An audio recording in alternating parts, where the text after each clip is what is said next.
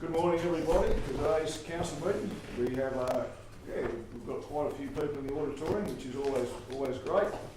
And first of all, I'd just like to do an opening, so I'll get Lance Walcon to do a welcome to country for us.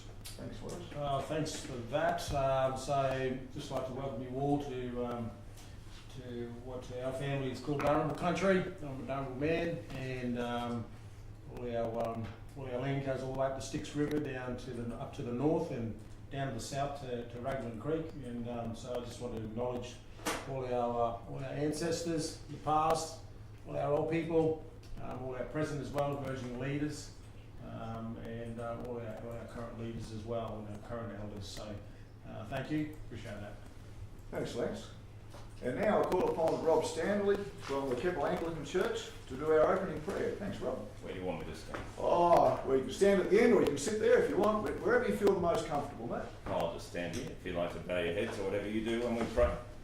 Thanks, Rob. Mighty God, as always, we humble ourselves before you. Thank you for sending your Son Jesus into the world to die for us and to make peace between us and you.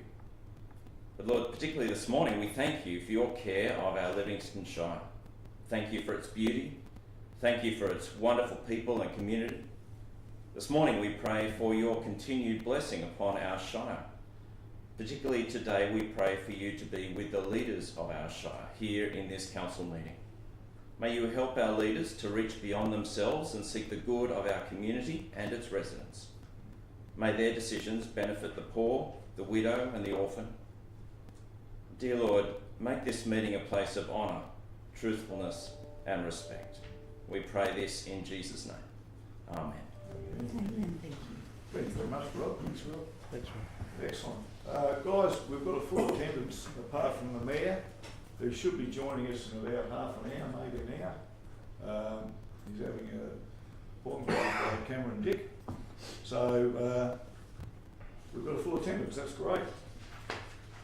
Now, confirmation of the previous minutes. Would somebody like to do that for me, please? Okay, we've got a mover, a seconder, please. Seconder, Councillor Friend. All those in favour? Thank you. Declarations of interest of matters in the agenda. Do we have any declarations? I believe I have when we get to the one with Colton Street.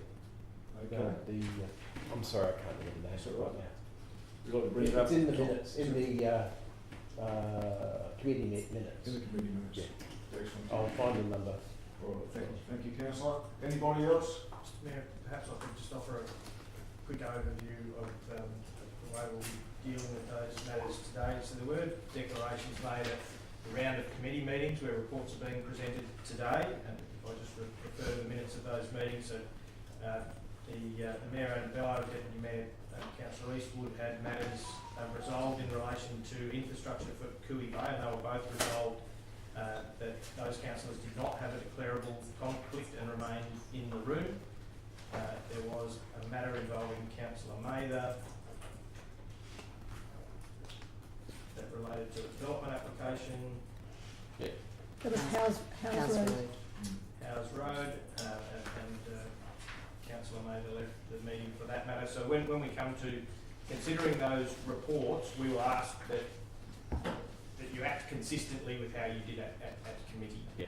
Just a correction, Mr. CEO. I didn't leave the meeting. It was the decision of the table that I could act impartially. So if you could act consistently there today, Councillor Mather, that would be appreciated. Thank you. Yes, thank you. Thanks, Councillor. So that's good. I don't have to bring mine up because it's already been brought up. Deputations. Great. We've got the Emu Park Airs Group Advisory Group, John Morris and Jeff King. If you'd like to, you want a chair there, guys? Or you happy to stand? Quite happy to stand. We make it quick. Councillors, good morning. Jeff King is the Secretary of the Aircraft Advisory Group, and Matt Bosley is a member also of the committee. Thank you for receiving our deputation. You will have received the documents that we sent to you, which outlines the background and then beyond that, our terms of reference, what we seek, and then beyond that, of course, we acknowledge your resolution and we thank you very much for what you've done and how you've conducted the whole thing. And we're looking forward now to working with you as an advisory group. And as such, we've asked that you would acknowledge a few things on the paper. And those things are, as stated, we'd like formal recognition through the council that we are an advisory group, and only as that such. We want to be clear that we don't wish to be a management group in any way, having a financial interest whatsoever in the facility. And we thank you for recognising that it is a significant community asset and that we as a group wish to keep it in that form. We of course wish to advise the council on manners in which it could be upgraded and used to greater benefit for the community as a whole. There's a significant number, as you were aware, when we had our little group meeting after your major investigation and survey, for which you had somewhat more than 700 respondents, which I understand was the largest number of respondents you'd ever had for some sort of a committee, a community consultation. 140 of us met, and those people still maintain are on our log as interested people. People came from the Gulf, they came from as far away as Wandoan to attend that meeting. They all use this airstrip on a regular basis and recognise its asset value to the community. Tourism is a great principal interest for us as well. I myself have a tourism interest in the whole thing. It would be really good to be able to get the hangars underway and the matter of the trusteeship and how on earth we can make investments there to get a return for council and a benefit for the community. We're having consultations with Sharon, and we're very pleased to be able to be talking with her, and the AROs are also a very important people in this process. We don't want to be the ARO, any members of us. We see it as being council business for security, for all of the matters, for safety. So we really would appreciate you proceeding with that. We only want to maintain this facility as an ALA at the moment. There is no, whilst it would be lovely and in time, who knows what it's going to do. Maybe it can be bitumen in the time, maybe it can be lengthened even more, maybe a whole lot of other things can happen. Maybe fuel can be there, maybe fire services can be there. But at the moment it's a matter of just getting it back up to where it could be to fit the modern purpose for the day, and that's our aim. Sharon, we've been talking with Sharon, there's surveys being conducted at the moment. One of our group, Greg Davis, who works for Peace Aviation in Rockhampton, one of his students is an environmental engineer. He's done some interesting work which I've sent on down to Sharon, and she'll filter that through in her work with the air services, with air services. I think the thing that is principal in our mind is we would like to get hangars there as quickly as we could. The drawings that we've done would indicate that a 4 metre hangar, a 4 metre high hangar, is able to be established on a 17 runway proposal, 1617, in the present positions. Once we get hangars and we have a facility of hangars, I'm sure that there'll be community members who will want to invest there, put hangars there for their own aircraft. So I guess the principle today was to say thank you and to hope that you as a council will acknowledge our little group working with Sharon and with the ARO. And we're happy to answer any questions that you may have. Anybody have any questions? I had one, Councillor Mother. Mr. Chairman. Do you envisage that the people who would be using the hangars would actually construct them themselves? Or do you expect that to be one of council's responsibilities? I would expect that they'd be individually built, so I'm more than happy to throw 80 grand down to build a hangar tomorrow if I can get access to do it, you know what I mean? And I'm sure Matt probably would as well. Throwing 80 grand at it is probably chicken feed compared to what some of our projects are going to cost out there in the real world. Not for an old retired guy, 80 grand's a lot of money, you know what I mean? But yeah, no, I understand what you're saying, yeah. Yes, with commitments, council's current commitments, Yeah. I wouldn't put it high on the list, I have to be honest with you. Yes, there's certainly worth in what you're proposing, but you've got to remember that we've got some major priorities with big price tags that we have to look at. And that's why we're looking at paying for the hangars ourselves. Yes. We just need to establish some sort of lease agreement. Once you've got your gang together and you put your thoughts together and you work out a plan, you're halfway there. Just to be clear, once the issue of title is settled, individuals would expect to be able to come to council and ask for title. That would be our position. Yep. The other thing I was going to say was, can we just bring up the video footage? There's one where it's the second one down, Emu Park runway 1634. So this was just so you can see what it's like coming into the Emu Park airstrip. I am a little bit off to the right there because I always like to try and keep a little bit of space between the houses on the left-hand side there. Right, so this is the existing runway, and this is a sort of standard approach to it. I didn't land, I just sort of flew over it just so you could peel in and simply see it. Is that looking north? That's looking south. So we're about to go over, you'll see the car going along that Emu Park I was Road. going by the swampy ground. And then it comes out over the mud flaps. You've got the sports field on your bottom left-hand corner there now. Yes, see that now. Yep. All right, that's the standard approach for runway 16 on the Emu Park airstrip. The hangar situation, can I just get that played again? I'm not sure if I picked up the hangars.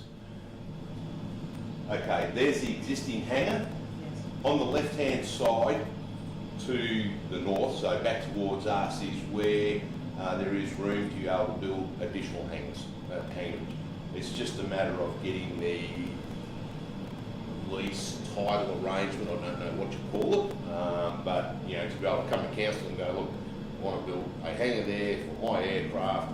It's going to be 20 by 25 metres, 3.5 metres tall, and getting some sort of lease arrangement so that then we can go and purchase, go and build the hangars. So I just want to give you an aerial shot of actually coming into it. There was some discussion about realigning the runway to 15, but that's not going to be viable because of the amount of works that would be required, especially down that swampy bottom end towards Emu Park Road.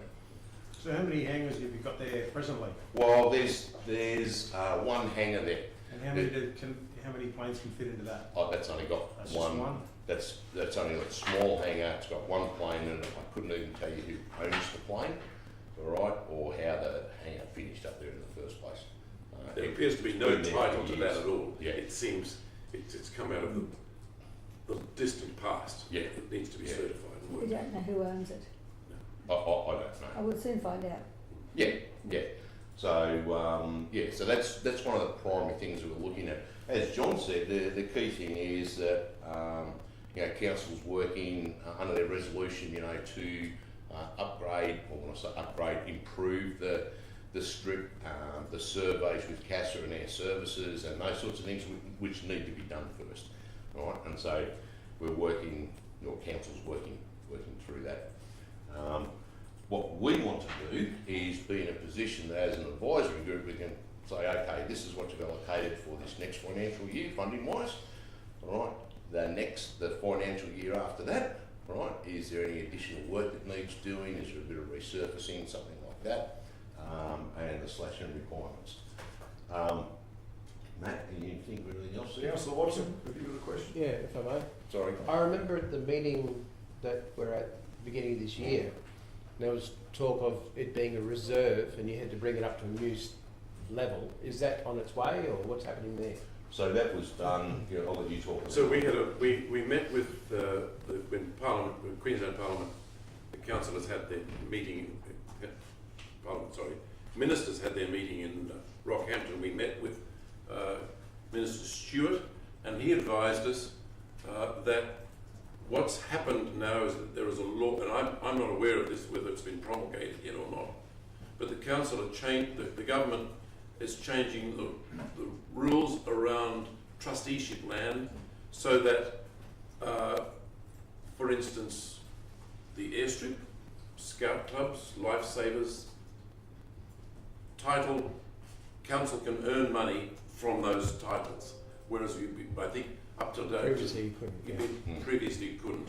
So we would envisage that we would seek a rental agreement with you for a piece of land, put a shed on there, give you the money for the rent, and that would now be available, whereas in the past it's not been available.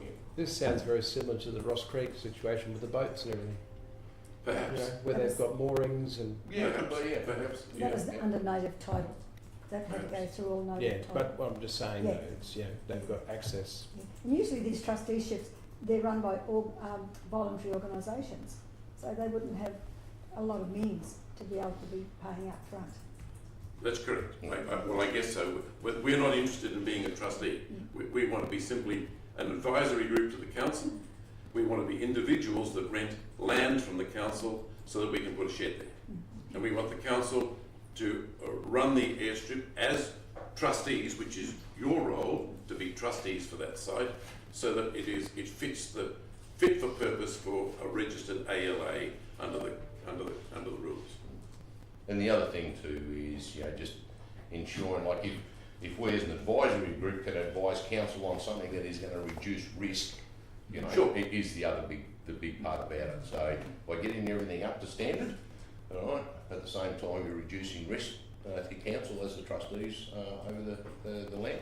That's what we're working towards. Well, as it's a well. partnership, it's a mutual benefit. Absolutely. Thanks, gentlemen. Any other questions from councillors? Yes, thank you. Thank you, Mr. Chairman. So through you, did the MP indicate that it was already ratified through Parliament? It was to be promulgated after Easter, is what we've been told. But I don't know whether Sure. I don't know the result myself. Sure. Yes. Sure. But we did meet with Brittany Higgins, Brittany Lorga, and she was well aware of it. Yep. We've also met with the federal Michelle Landry. They have advised us only yesterday that the money that seems to be available for regional and remote airstrips does not apply to us. But they're looking at other facilities, and that as we get information, we'll pass it on to you folks. Because there was 50 million set aside in the new budget for regional and remote airstrips, and we wanted to find out whether or not we would qualify. We're told we don't qualify. And you don't qualify because We're not regional and remote under the definition It's of. classed as an inter-regional airstrip, not a regional and Yes. remote Okay. airstrip. So, because the other thing we've been doing is working to see where else we could attract or access some additional funding, so that we can come back to council and go, look, there's a couple $100,000 up here for grabs. All it needs is a submission to do, so that we can do X, Y, Z, to help reduce the financial burden on council as well. So, we're looking at all these sorts of things and all different avenues to see what the best outcome is, for council and for the aviation community that uses strip quite regularly. Thank you. Any questions? I've got a question. Thanks, Councillor. Just a few years ago we had the fires and all that, and I know Headlow was used, that's privately owned. You've got Rockhampton. Is there any part the only other airstrip in the region that and another one, was it used for Yes, that? Jeff can speak. Okay, so I'll speak on that. So even though I'm retired, I'm a retired Chief Superintendent from Fire and Rescue. Okay, and I've been tied up with our air operations unit right from the start in 2003. Headlow Airstrip we used significantly during the Wandula fires, all those. Unfortunately, because of the weight and everything of the air tractors. They're the yellow fixed wing water bombers that we use. It did create a fair bit of damage to the strip, which we then had to pay restitution and redo the strip. As a result of that, if I'm sitting as an air attack supervisor, I will not use head load for any fixed wing rural fire operations or firefighting operations at all. I will pull those in and out of Rockhampton all day. From a rotary wing perspective, so the water bombing helicopters, I will run them out of Emu Park all day if required. All right. Strategically, Emu Park strip is actually quite well placed for anything between the top end of Pearls Island and right up as far as Byford. You know, I can run them out of there. There are no problems at all without causing any damage. So because of that, and that is a perfect location for this area, and it's proven that we have had fires in the past and it can in the future, is that something you look at state government as in help funding for those through natural disasters? Yes.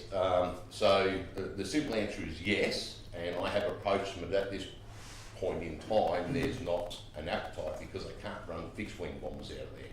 All right. Yeah. There may be access to funding, and I need to speak with the rural regional manager about this. So you know, get him some water tanks and you know, and that sort of thing put in there, like we did at Hedlow. We put significant infrastructure into Hedlow. Yeah. And we can look at doing the same thing there, pure and simply for a rotary-based operation. Yeah. All right. Cheers. Thanks. All right. Okay, guys. Unless there's any further questions from councillors, I'd like to thank you for coming, guys, and sharing that with us. It's always a pleasure. And yeah. Thank you. Thank you very much. Thank you very much. Thanks very much. Cheers.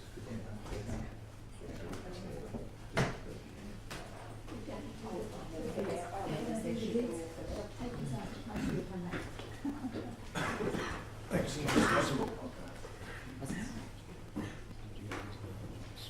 Public deputation, if they're there a little bit ahead of time. So we've got Bill Houston and Stephen Stravermaid from Capital Developments. Just when the officers gone up the stairs there. They're definitely gone. Mr Mayor, just in terms of closing out the deputation proposed, there is a recommendation that the deputation be received. It's also the case, Sharon has written some commentary in the document provided by Mr Morrison and others, and our intention would be to report those to council for formal determination. There's some things we can do administratively, but there are also some things that will require council determination. Right. Thanks, Mr. CEO. So move that the deputation be You received. move that it be received. Councillor Mather, seconder, and Councillor Walcott. All those in favour? Unanimous.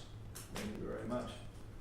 Might just pause for a moment while we wait for the following deputation.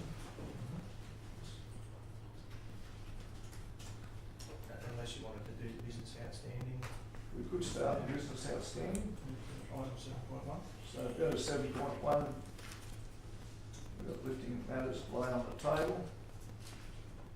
And we've got questions on notice from Councillor Mather of the Sewer Services at 52 Marine Parade. Mr Chairman, I was wondering if the 52 Marine Parade one could be deferred until later in the meeting, until the Mayor gets here? This is just lifting from the Yeah, table. yes, I'm just saying while we're Just made. sort of going through them. To be considered later today. And the second one, we've got response to notice of motion to Cooey Bay Master Plan engagement. And the naming of the wetland of Bottle Brush Drive. Mover. Seconder, so we've got Councillor Watson moved and Councillor Friend. All those in favour? Thank you very much. 7.2. Business outstanding table. So the business outstanding table. Yeah. Okay, is there anything on there that councillors would like to bring up? Number 5, sorry, Ms. Councillor Mather, I was just wondering what happened with the food ban. Number 5, and Chris Island will speak to that. Thank you, Mr Deputy Mayor and Councillors. Myself, as the General Manager of Communities and the Manager for Development and Environment, travelled out to Yamba last Friday. A report will be brought back to the table to lift and close the NOM at the next council meeting. Thank you. Thank you for doing that. Thank you. Thank you. Mr Chairman, Yes, Councillor. we'll start with one.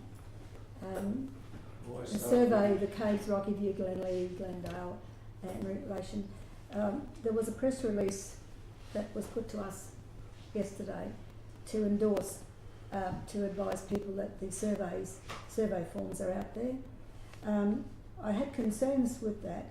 It looked all very simple, but item 1 was okay, leave things as they are, it's an option. 2 and 3 and 4 were all the same. There was no difference in the wording except for one word further. So I said to the girl, maybe you need to go back and check that. So I've just got a question mark here on that one. Okay, maybe we can talk to the officers outside. Yes, because I think it looks good on face value, but when you look at it and analyse, the wording is the same, exactly the same. Number 2, I'm just wondering if this one is finalised. We were temporary swimming facilities. I think we've resolved that one. I believe so, Councillor Mate. I mean, we're not renting anybody's pool while the Coolie Bay pool is being reconstructed. The recommendation was to not proceed, and the council has asked that it be laid on the table for further discussions, and those discussions are continuing. Okay, so it's still ongoing. Okay, thank you. And that's all I have, Mr Chairman, thank you. Anybody else?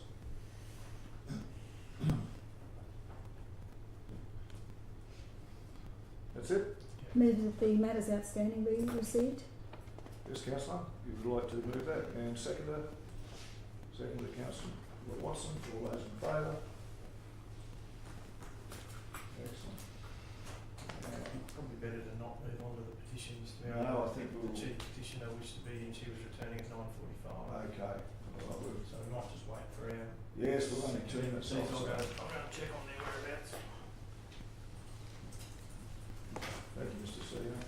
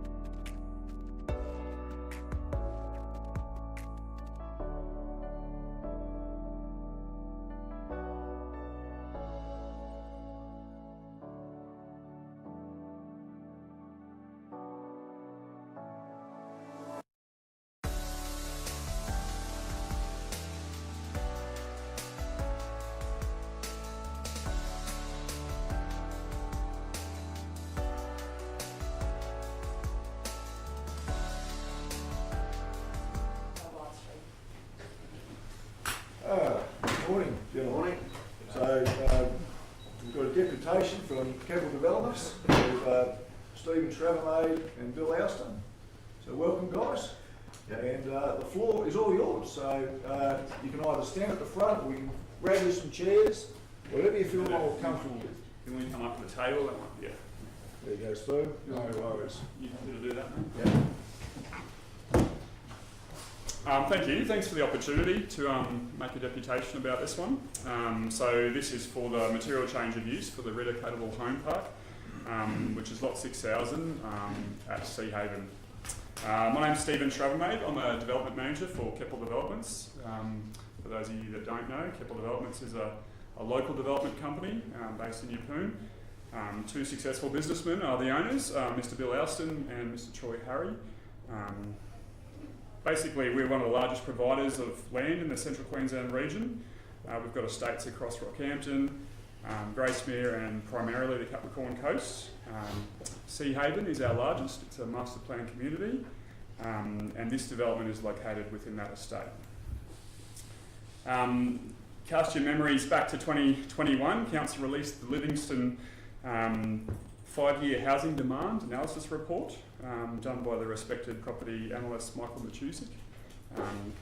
Basically, report has become a tool for developers on the Capricorn Coast to identify what type of housing we need to produce to satisfy the demand in our area. One of the largest findings that Matusik made was, and I quote from the report, much of this new housing stock that has been identified will fit between a small apartment in a large complex and the traditional detached home. The missing middle, as it's often labelled these days. We believe as developers we've been really good at satisfying the needs for larger residential lots in these estates throughout a community, but what we haven't been able to satisfy is this missing middle. We believe we've found the missing middle in this development that we're proposing, commonly referred to as land lease communities or over 50s lifestyle communities. This product basically fits between the standard house and what we kind of currently refer to as retirement living or aged care. We're pretty excited about this development because we think if we can provide this type of housing for our residents, we can unlock a lot of existing housing for the rest of the demographic and their housing needs. Now, I did present some information basically from 4 or 5 of the largest players of these type of operations at the moment to councillors, so I'm not going to go into detail on the workings of these villages, but happy to answer any questions if required. Other than that, I'll just pass over to Bill to go through some specific site issues that have been raised. Thanks, Steve. Yeah, there's a couple of issues that came up at the committee meeting that I thought we could touch on. One of the concerns was there's only a single access to the community. The design does have a second access. It's at the northwestern corner of the site that accesses onto Tarangabar Road. Tarangabar Road's got a very high traffic flow and it would be impractical to have a permanent access there, but we've got provision for an emergency access at that point. So at any time that there's a blockage to the main access which comes off Carriage Boulevard, we'll be able to open up the emergency access onto Tarangabar Road. So that'll be an all-weather access and provide for that emergency facility. It might also be useful during construction to provide some construction traffic in from that location to avoid conflicting with the existing residents that are in the community. Speaking of the high traffic flow on Tarangabar Road, it's worth noting also that the development will provide in excess of $250,000 contribution to the Main Roads Department for the redevelopment of the intersection at Tarangabar Road and Tamby Road to signalise that intersection. The other thing that came up was the flooding. The site is subject to some inundation in high rainfall events. To that extent, there's been 3 different flood studies done on that area. Going back a few years, there was a flood study that we carried out to determine the effects of the full expansion of Sea Haven Estate. Sea Haven Estate has got a large tract of land. It will continue to develop for many years and provide many hundreds more house sites. And so there was a flood study to determine the effects of that development, the future development on Ross Creek. And so there was a before and after scenario with the flow velocities and the depth of flow in the creek affected by that future development. The second flood study was done specifically for this development land west of the creek that we're talking about now, and that was to determine the level of filling required to alleviate flooding on the land, and it once again provided before and after scenario of the effects on the creek of filling that land. And so once we were satisfied that that was able to be achieved without any problem, we then ran the flood study model the third time, and that took into account the effects of restricting the flow in the creek by putting a road crossing from Carriage Boulevard across the creek.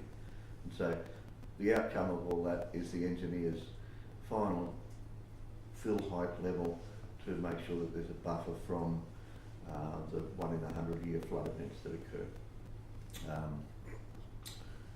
So I think, you know, the flood study thing's been done really well. The outcomes are great. I guess the other flooding thing that happens in that area that you guys would all be aware of is the Tarangabar Road's got a low level crossing that becomes inundated and blocks at time to time.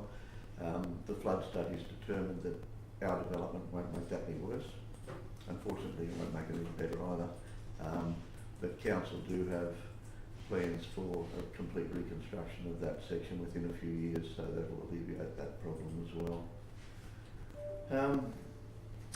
That's about all. I guess, you know, we're pretty proud of what we're trying to achieve here. We think the community needs it.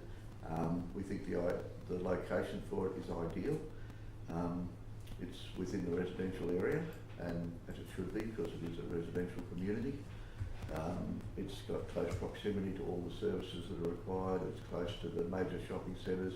It's close to medical facilities, the hospital, medical practice at Cedar Park, neighbourhood shopping at Cedar Park, walking distance to the tavern, easy access to the CBD, the beaches, the harbour. So all in all, we think it's really well located. It's a little different than the normal residential development, and it's got some separation from the normal residential development, and that separation is provided by Ross Creek and the vegetation that exists there. So it's a great looking backdrop for the place. So we think we're pretty happy with what we've come up with.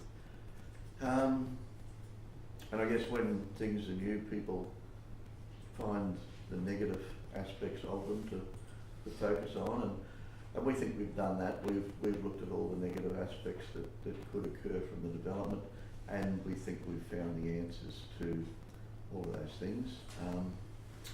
And so, if you've got any questions, we think we've got the answers. We'd be happy to try and answer them for you. Okay, guys, you can direct the questions through the chair, please. Any questions? Yes, Councillor. Through you, Mr. Chair. Thank you, Bill. As you say, the flooding, Tarangabar Road can be held up, yes. As you say, with the fill of the land, what sort of water is coming over the blocks that you are looking to utilise? The depth of filling that we might be doing, generally no more than about a metre, sort of probably half a metre to a metre. Some areas might be slightly more than that, but there's, and I don't know the area, there's probably something like half the development area will be filled up to a depth of... What sort of acreage would that be? I think the development area is probably around about 12 hectares. Yeah, it's a fair bit of land. It is, yeah. It's a fair bit of land, because you start messing around with creeks, you're going to have problems, and if it's going to impact on the floodway, you said it's not going to make it any worse, but it won't make it any better.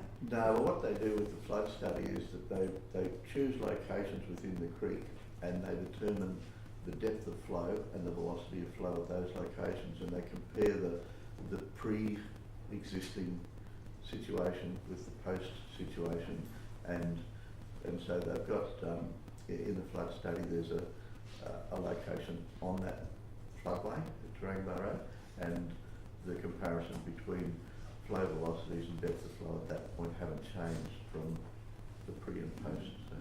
So what stage are you at now? Now, we're probably, once we get this approval in place, the next thing is an op works application, which will go ahead pretty quickly, and try and get on and get the thing built. And the reason for the deputation today? Just if you've got any queries that you have concerns about, we're happy to try and answer them, basically. Okay. Leave your phone number. Councillor Watson, sort of question. Leave your phone number. Through the chair, Bill, when the initial thing came to the table at the committee meeting, you talked about, oh, you didn't, but the report said 250 square metre blocks, but it didn't actually say the size of the houses on those blocks that you're planning on building. Can you give us any indication What do you I think? think that the houses, most of them are two-bedroom houses, and what would the floor area be? Maybe 140? Yeah, from 140 to 160, so yeah, around that kind of, different product. But yeah, two bedroom plus, sometimes they have a study as well. And yeah, so. They're probably the similar size or maybe a bit bigger than a two-bedroom apartment. And they do have some outdoor area. They're, I think the sites are generally about 250 square metres. How far are they offset from the road? 4 or 6 Yeah, metres. about 4 or 6, average. So similar to a normal arrangement where you have a footpath and then a setback from the boundary. And those footpaths have got to do the same thing within this community as they do outside the community. They've got to carry the water, the sewage, the power, so that those parameters are all the same. They have to have the same separation, so you still end up with the same nature strip sort of situation. My next question was, how wide are your footpaths? Are they suitable for 2 people walking past, And the garbage truck or are will they turn just around. a metre wide sort of thing? Well, I'm just thinking about, I'm not sure. we're talking about as people get older, they're doing more and more exercise and wheeling walkers. Yeah. They certainly wouldn't be any less than 3 metres. Oh, I'm talking about the actual footpath, Oh, as the in the concrete path path. itself? Concrete path, yeah. I don't know. Yeah, I'm not sure either. I think most of the stuff that we do in our estates is 2 metres now, and so I think that's sort of the standard. Okay, Joe, got Councillor Walk on this Yeah, question. thank you. Through the chair, just a question. So, is there about 289 lots? 286, I think. 286. Has there been any sort of impact studies in terms of that intersection on Tamby and Taranganbar? You are investing 250,000 into that. Is there any? Have you done any impact studies in terms of with its full development done, 250, another 250 cars, maybe more, as well as the residents that are already there. We already know that there's a bit of a congestion issue at the Taranganbar Tamby Road intersection. Yeah. Have you given thought into that situation that in the future, or what that might look like? Yeah, we've had a traffic study done. Yep. And the traffic study determines the full traffic flow from the development, the 286 dwellings, and where that traffic is likely to go, and how much of it there is, and what contribution that will have to the various intersections. Yep. And that's, I mentioned before that we'll be making a contribution of, I think it's $281,000 to the main roads to upgrade that intersection of Tamby Road, and that's come from the traffic study. The traffic study determines what this development's input to the traffic increase will be, and then what the cost of developing that intersection to a signalised intersection, and then we pay our share of that intersection upgrade. And so that's, we won't be constructing the intersection, Main Roads will be responsible for that, but we make that contribution that is our responsibility from that traffic level. And that gets assessed on a stage-by-stage basis as well, so it basically determines all the traffic that we put to that intersection, but it also says, hey, assuming that you do 100 lots at a time or whatever it is, it adds as it goes. So does it kind of assess it both ways from an end use and also as it goes. So. Any other questions? Just one last one, Mr. Chairman, thank you. Councillor? Bill, the people in those houses, they're 50s and over, 55s and over, they wouldn't have children going to the Taranganbar school. No. It's going past that stage. Would they? Not have grandchildren, we hope. Well, they might have left home by then, yes, they might have too. Would they contribute to the congestion at the Taranganbar Tamby Road intersection, knowing that it's already congested? And yet they're not got children there, but they're using that congested area.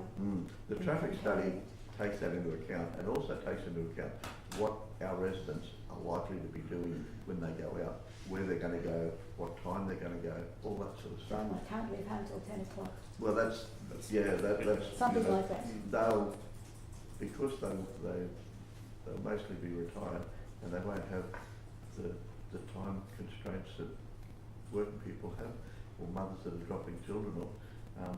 I think they'll soon realise they shouldn't go out at pick up and drop off times. That's always a worry. But it is all in the traffic study of when these things will occur and what the likely impact is, you know. Yes, okay, thank you.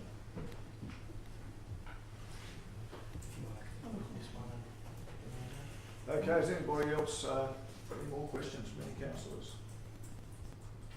There we go. Well, we should thank Bill and Steve for the petition, and yeah, it's great. Thanks very much. Thank you very much. We'll take that on board.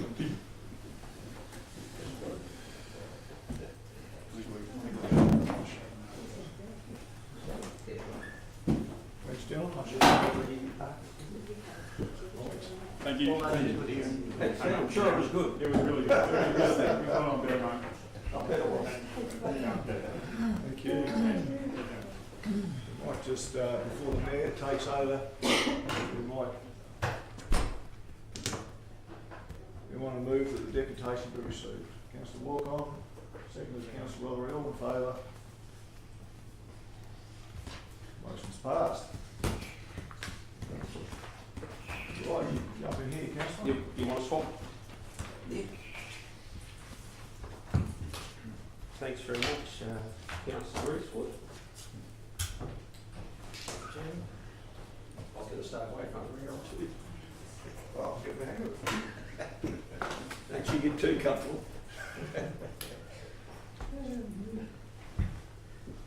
Well, good morning, councillors and Deputy Mayor. Thank you for filling in, and to the gallery there. Great to have you with us.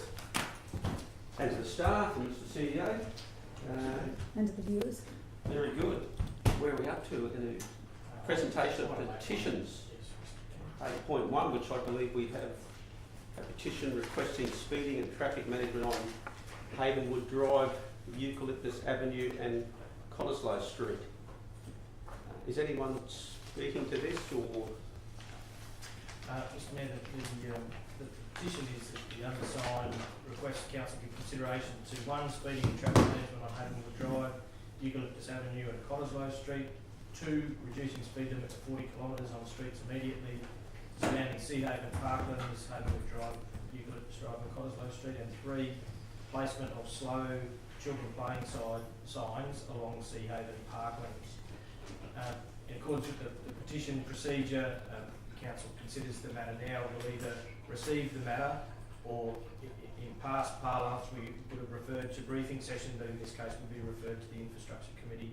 So either or option available to you. Okay.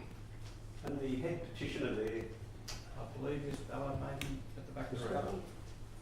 good morning, Ms Ballard. How are you? I'm very well, thank you. Ms Ballard, I would like to probably extend the opportunity to you. Would you like to say a few words about it, or not? I'm happy to do that. Sure. Perhaps just some context around it, if you wouldn't. So the biggest issue that we've had is once the road has been opened up over Eucalyptus Avenue, it's given people access to the Lammermoor side of the road, but it's also then opened up for people to be able to drive through to give them access to Tenby Road. So we're finding that there's been a huge increase in traffic and a lot of speeding, and that's happening. We've got a lot of young families and that in our area, and having that playground as a focus point, I guess, for those families to go to. There's just a lot of issues with speeding, and everyone has got an issue, a story to tell about, close misses, and, I watched a man the other day trying to get his 2 little girls across the street, and the cars were just coming and they just weren't even looking, and one little one got across the street and the other one's there with her dad. And, cars, I believe a lot of them are speeding. I don't have proof of that. And what we're asking consider around the area of the playground, the whole parkland more, that the speed is reduced to 40 kilometres, just to give people that little bit of opportunity in that, I guess, for kids to be able to get across the street. And there's a lot of people, like families and people walking dogs and older people in this area. So I guess we're just asking if the council would consider reducing that speed, but also looking at ways, I guess, to stop the speeding. The cars race downhill, and we've got cars racing each other because they can see from Havenwood across to Cottesloe, and you can watch them driving along, watching the other cars to see, and then they increase their speed, so they're actually racing each other. And quite a number of people have commented. So what I've done in the petition, I've got all the people that are impacted around our parklands, and that I've went and spoken to everyone, and there are a lot of the ones that have signed the petition. People are very, very supportive, to the extent I've actually been asked to extend it to the other side of Eucalyptus Avenue and down other streets, and I said, look, this is the big area for me because it's impacting on our kids and that, and I just would like the council to consider this. Okay, thank you very much. Thank you. Appreciate your effort thus far to help inform us of what's going on in your community. Councillor, Mr Mayor, we've through got you. Oh, you'd like to speak? Yeah. Mr Mayor, I would like to move that we receive this petition, but also that this be brought back to the standing committee with an officer's report, and so that we have more detailed information to be able to discuss this more in depth. Certainly. So that would be reflected in the recommendation there? And refer to, yes. So we have a mover there in Councillor Friend, we've got a seconder in Councillor Watson. Any further? Just Councillor Mailey, you'd like to make a comment? Mr Mayor, I cannot believe this problem is a duplication from Ocean Park Avenue. Why it hasn't been brought to our attention earlier. We will address that. But I feel, and thank this lady for doing what she has done to get this rolling, because I'm embarrassed that these people have had to put up with this for so long without a resolution, without even bringing it to our table. That's my concern, Mr Mayor. Well, thank you for those comments, Councillor Mather. Perhaps we've got a move in Councillor Friend, a seconder in Councillor Watson. If there's no further desire to speak to that, we shall put that to the vote. Those in favour? Thank you very much. Thank you, Ms Gold. Thank you very much. Okay. Item 9.1, notices of motion. Councillor Mather, sewer connection at 52 Marine Parade. Councillor Mather, would you like to lead? Yes, thank you, Mr Mayor. Would you like to perhaps move that, Councillor Mather? Yes, I would. Yep. I would, Mr Mayor, to make it a live one, but... Do we have a seconder for Councillor Eastwood? Thank you. Thank you, Councillor Eastwood. Mr Mayor, this has been resubmitted in various forms, and when I could see that the members didn't probably fully appreciate what I was trying to achieve, I had to put it as questions on notice and then ask the officers to come back with the answers so that there was a better understanding of the urgency of this matter. This is a public health issue. It's not something that I conjured up. It's not something these people thought up. It's not something that they would want to expend money on if it weren't absolutely not only necessary, crucial. Mr Mayor, I did ask members, or we invite members to go and have a look, and thank you. I don't know who ended up going, but yourself did, and Councillor Walcott did, and I thank you for that. If anybody else did that, I just ask you that you trust in what I'm trying to tell you. It has been a previous agenda item, and the two stages, the questions on notice and the answers, were to help you understand what I'm trying to do. This is something that is urgent.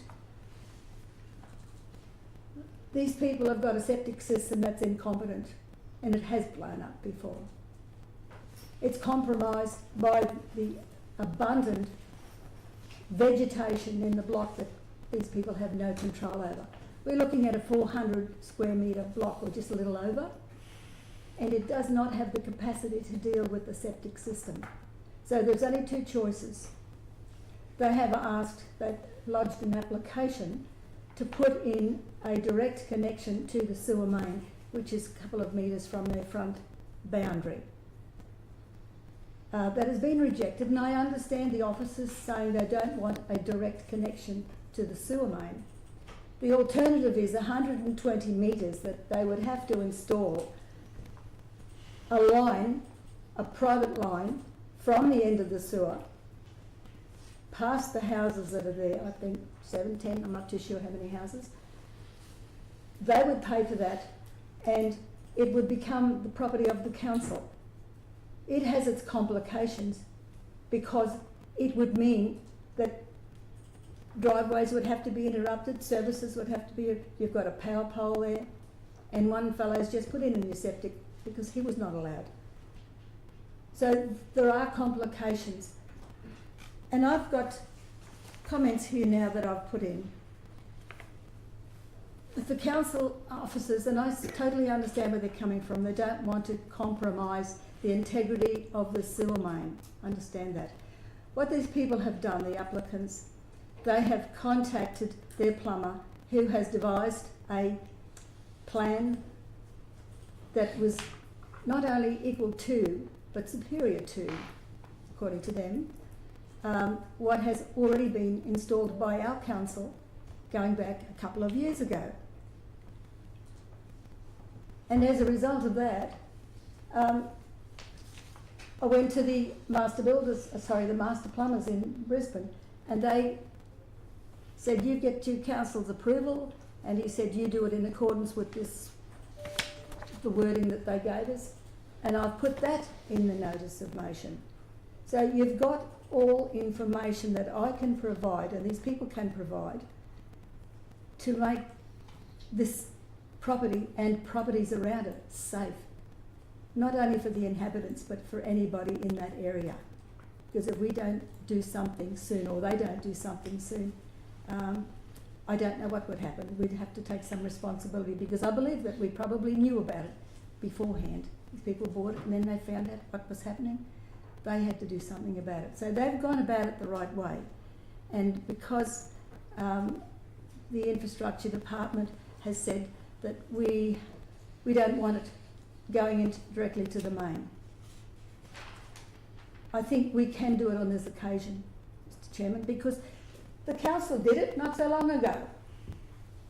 And it wasn't a house that was in trouble. In fact, there was no house there at all. There was an application put in on Kempsey Avenue. And here it is, Mr. Chairman.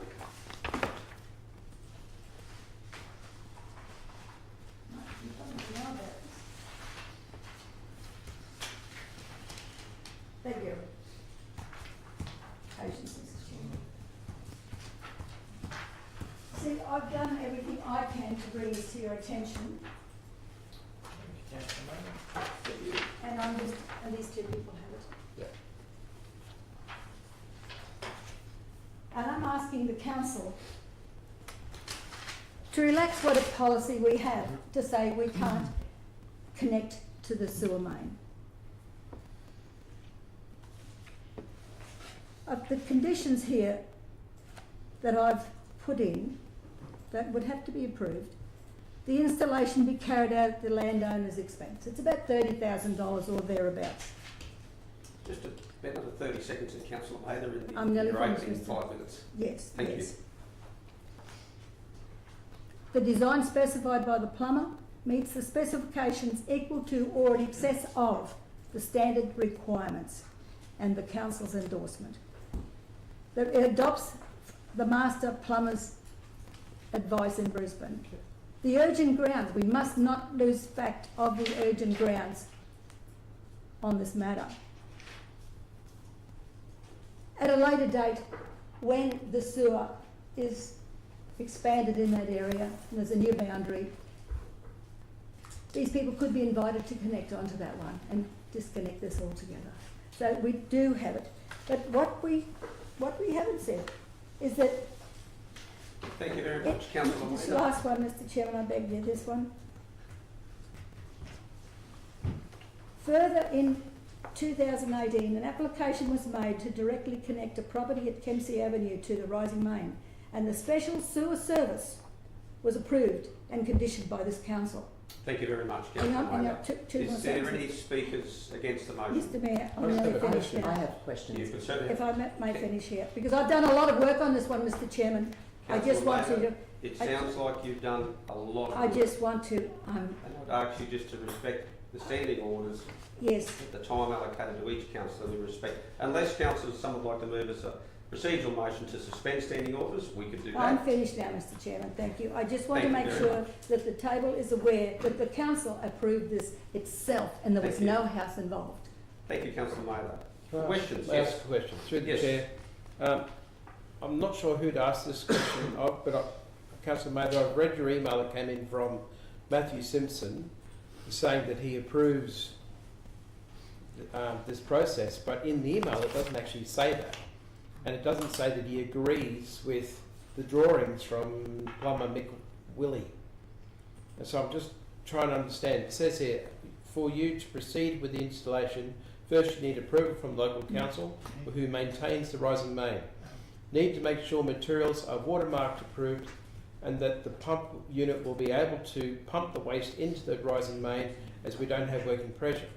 It doesn't actually say he agrees with this man's design, and that's where I have confusion. He doesn't have to. Well, Just excuse me there, councillors. I'll let that's you. why I don't know who to ask. Happy to pick that back up. Councillor Wolfram, you had a concern? The owner has asked for the names to be confidential. Okay, Oh, names sorry. of those involved. Yep.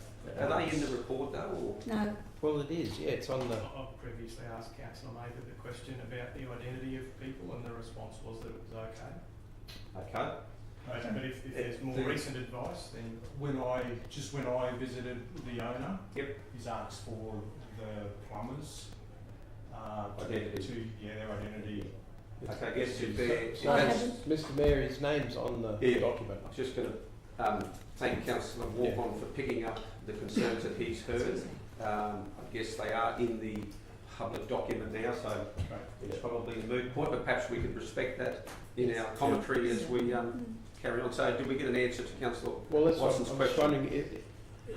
Does this plumber agree with the plumber who's designed this thing? Because he doesn't say it in his email, and I thought that would have been written in the email that came from the Master Plumbers Association. Our council has a copy of the plumber's plan, and it's up to our council, as the master plumber Yes, says. but you've asked this fellow for whether he agrees with it or not, and he hasn't actually said it in the email. So that's why I can't make a decision, because he hasn't said he agrees with that other plumber's design. Mr Chairman, do you want me to read out the 3 lines that the master I have- plumber has said? I have questions, Mr. Okay, well, we'll just allow Councillor Maida to answer the question first. For you to proceed with the installation, first you will need to need approval from the local council or who maintains the rising main. Need to make sure materials are watermarked approved and that the pump unit will be able to pump the waste into the rising main, as we don't have a working pressure. Well, then may we ask Mr. Creedman, is it able to pump into the rising main? Yes, certainly. Thanks, Mike. I don't have a problem. I just want to make sure it's right.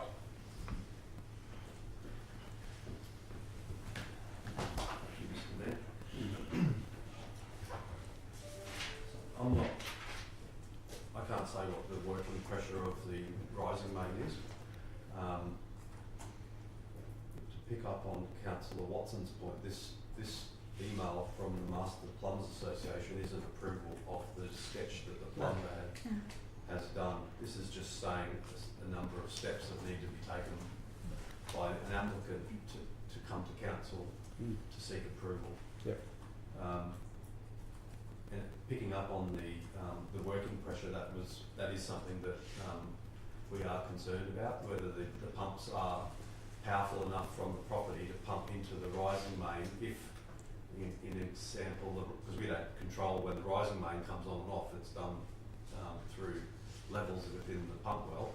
There may be call it a slug of sewage being pumped by a pump well out of quite a high pressure, and if at the same time the residents try to pump and they hit at the same time, there's every chance that the rising main pressure is going to be greater than the private property's pumped, and there's a chance that if the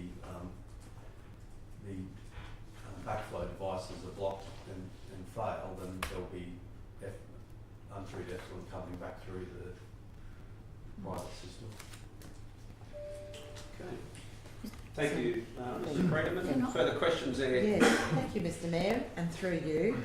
So I do have a couple of questions. I think Mr. Creedman's answered a couple of my questions in relation to, well, the first one was, for those watching on live stream, the difference between a pressurised rising main and the usual trunk sewage infrastructure.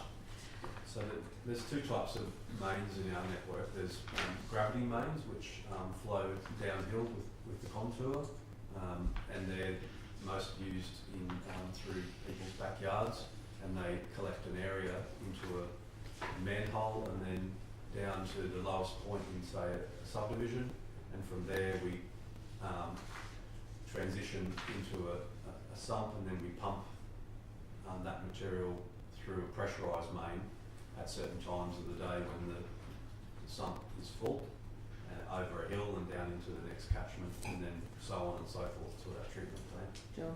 If a pressurised rising main was compromised, as you've just mentioned, there is a risk that the effluent could actually flow backwards into the person's house, etc. And also by tapping into this rising main, there's a risk on council's infrastructure itself that it could fail. Do we have any idea what the cost might be if it did fail? I couldn't say off the top of my head. So if it does fail, there's a likelihood that the untreated sewage could flow back through the residents' private pipe into their own pump well, which is a smaller addition compared to what we would do at a public main. It would fill up, and then I've been out on site and looking at the levels of the surrounding ground compared to the ground floor of the building. They're basically level, and there's that chance that the untreated effluent could flow over the grass, and then the resident has said that their own system has overflowed, and last time I was at the house, the downstairs area that was stripped of carpet and other things because they had an overflow issue previously. So there's evidence that the ground level's the same as the ground floor. I still have some more questions. Thank you. Mr. Creedman, so what alternatives could you suggest perhaps if this resident couldn't tap into the rising main? What alternatives could this resident do to So previously, part of a briefing to council on this issue on the 7th of May, and we've spoken to the resident as well. Our officers have suggested that the resident renew their on-site treatment system, which they're suggesting is, and I'm not saying that they're not correct, but it's blocked from tree roots. So when that happens, it's not unusual for a plumber engaged by the resident to come in and dig out the old system and then reinstate the gravel materials and filter media. But while they're doing that, also put in a root barrier which goes down and protects the asset. It won't protect it for 40 years, for example, but it might protect it for 20 years. So that's the suggestion we gave to the resident on site. Another suggestion, as Councillor Mayer has pointed out, is we've done this in this street and a few other streets around where there's they're outside the declared sewer area, but they want to connect. At their cost, they can install a small rising main into the nearest manhole, which is a gravity-fed manhole, so there's no chance of backflow because it's not a pressurised system once it goes into a manhole. Sure. So in saying that, at their own cost, do we have a costing for that? At their own cost? We've mentioned previously somewhere between $20,000 and $30,000, where it'd be up to the resident to engage their own plumber, and we would approve it as the utility provider, but they would design it and then install it. And I have one more question, thank you. Is there even a possibility of a contract that may be signed by the resident and council extinguishing any liability if they were to tap into the rising main? I don't believe so. Our manager of water and waste answered a similar question at the briefing in early May. So his answer to that question was that because council is the licence holder under the Water Safety and Reliability Act, the Department of Environment, Science and Innovation, the state government, would hold us liable for any spills and overflows. We can't sort of contract our way out of or get an agreement that takes away our liability there. Okay, and last one, thank you very much. It was noted in the answers to Councillor Mather's questions on notice that the design by the plumber would not address council's concerns. Why is that? So our concerns, our officers' concerns are that the pressurised main could backflow into this main, as I mentioned, and then spill over into the garden and the lower level of the house. There's a risk that the backflow devices can get grit. So go to the beach and that's a beach environment. There's sand, people have shower and the sand and grit that gets into the system, or rag, toilet paper and the like, which isn't broken down sufficiently, can get stuck in the non-return valves over time, and then that fail-safe is compromised. And our plumbers and our network operators see that all the time on a bigger scale with our own systems, which we try to maintain and de-grit from time to time. So there's every likelihood that it can happen on a small private system. There's a reason why I'm asking so many questions. It's not just because inquiring minds want to know, but certainly we'd all like to help this resident because this is a right that we all have to get rid of our effluent, etc. So you've mentioned $30,000 for the person to actually set up their own rising main, etc., etc. What would be, do we understand what the cost would be for the resident to install a new septic? Would it be around the same? I'm not sure, to be honest. That'd be depending on the system and the sizing and how many people live in the household and the soil type and all that sort of stuff. I couldn't put All a right, figure on that. thank you. Just one more question. Yes, Councillor Watson. Through the chair, Mr. Creedman, Councillor Mather mentioned that it was about $30,000 for the suggestion that this plumber has. If it's the same sort of money, why don't we just go with the system that's safer? Yeah, because if Councillor Mather says that this system that the plumber's organised is going to cost about 30 grand, is there any problems with going with your? Second. It's probably a question for due respect for the table. Officers have briefed councillors on this in accordance with That's right. our development guidelines and also engineering standards and our own officers' understanding of networks and where they've worked previously, and yet our position remains that we wouldn't approve. So Councillor Mather, if it's the same sort of money, why don't? There was estimate for 30,000, I said. Okay. And at the time, we're looking at 30,000 to get past all those houses and driveways and pale poles and service facilities. They would have to go past their door, have to be disrupting all those houses. And then they'd become part of the council's infrastructure. But still, people at the end have no costing the control same. over it then. All I'm thinking. They have no control over it then. Just one question, if I may, Mr. Credit, while you're here. If it was to be as per officers' preference, do they have the ability to underbore those driveways in that environment and not probably need to dig up driveways? Yeah, you can get a small directional underboring machine behind the driveways. It's all sand there, so Yes. it'd probably be It wouldn't be difficult. relatively good terrain for that type of activity. Okay, councillors. Well, we have a movement, Councillor Mather, as per the notice of motion that's been put forward. We have a secondary councillor. Councillor Mather, you've spoken to the motion. Does anybody want to speak against the motion? Yes, Councillor Walkman. Yeah, so I have drawn and spoken to the gentleman. Thank you, Michael.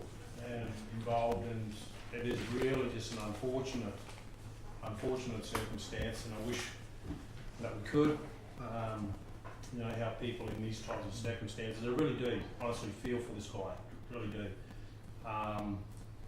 But for me, like if there is issues that come into the future with backflow, that becomes a council responsibility, and taxpayers have to pay for this. And there are solutions around it, and it may be a little more costly, possibly. They're all a little bit grey. But for me, I just don't want to set up. My argument is that I just don't want to set up a precedent of when do we actually start saying no and yes as well. But I honestly just feel unfortunate for the gentleman.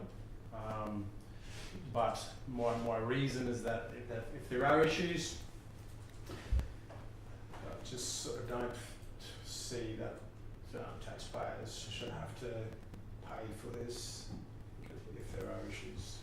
Thank you, Councillor Walker. I've just got one more question to the officer, if I may. Sorry, thanks, Michael. At this point, Michael, we've had a domestic plumber submit potentially an alternate design. Would it make any difference to council officers if there was a hydraulic engineer that designed a system that potentially could address the concerns of backflow issues and what have you? Would that at all change things from your perspective, or? I don't think so. No. A hydraulic engineer would use similar products and systems to the plumber. Right. And there'd just be a backflow prevention device that would be in line, and the same risks will be there with grip and rag and so on. Okay, thank you very much. Okay, anyone speaking for the motion? Any further speakers against? I'd like. No?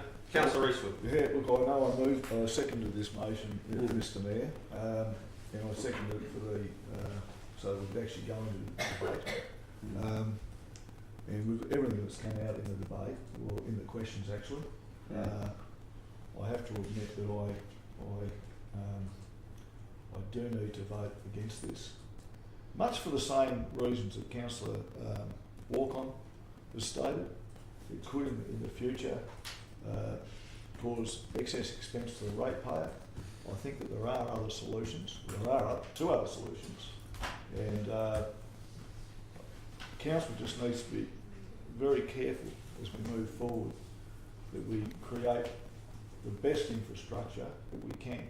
And I don't believe that reverting back to a septic system in that area is the best. And I definitely don't believe that going directly into the main is a good option. And it could in the future present a disaster, not only for council but also for the resident. So I'll be voting against it. Thank you, Councillor Eastwood. Any further speakers? Just to If sum not, up, we'll Mr. allow Councillor Mather to wrap up. Yeah, thank you, Mr Mayor. Thank you for that. Thank you, members, for your comments. Quite clearly, you haven't paid enough diligence to what I've said. because Excuse me, the answer is Councillor Maynard, sorry, my hearing's not the best. Did you say that was quite silly? no. Okay, No, thank you. No, haven't no. paid enough diligence. Right, It thank you. is diligence. As for precedent, the precedence has already been set. It was set by council only a couple of years ago, did exactly the same thing that these people are asking for now. There's the report. The words I use in my background are out of the report, council's own report. When we're talking about pumps, in 2018 an application was made to directly connect a property at Kempsey Avenue to a rising main, and a special sewer service was approved and conditioned by council. In the report, council's own writing. That's exactly what these people are presenting as well. That sewer pump, but it obviously hasn't gelled on anybody. Houses could then be connected by way of a private pump station, which is being proposed here and included in the design proposed by Marine Parade. What they approved at Kempsey Avenue is being approved here, is being proposed here. October 20, an application to construct and connect a new dwelling to that system was approved and signed off in 22, not even 2 years ago. So our council is telling us we can't do this now, but we did it back then. Everything that was done in Kempsey Avenue is proposed here to prevent all of those risks. So the precedent has been set. We talk about grid in the system. Why wasn't the grid in the system in Kempsey Avenue? But it is here. We can't say one thing and do another. We need to be consistent. We need to look at the evidence. The evidence is there. If it was good enough at Kempsey, why isn't it good enough here? This situation is in dire straits. And yes, they can take out the septic system, but the council allowed this tiny little block to have a septic system in the first place. It was one of our planning errors way back then. Yes, it is unfortunate, but these people are concerned as to where they go now.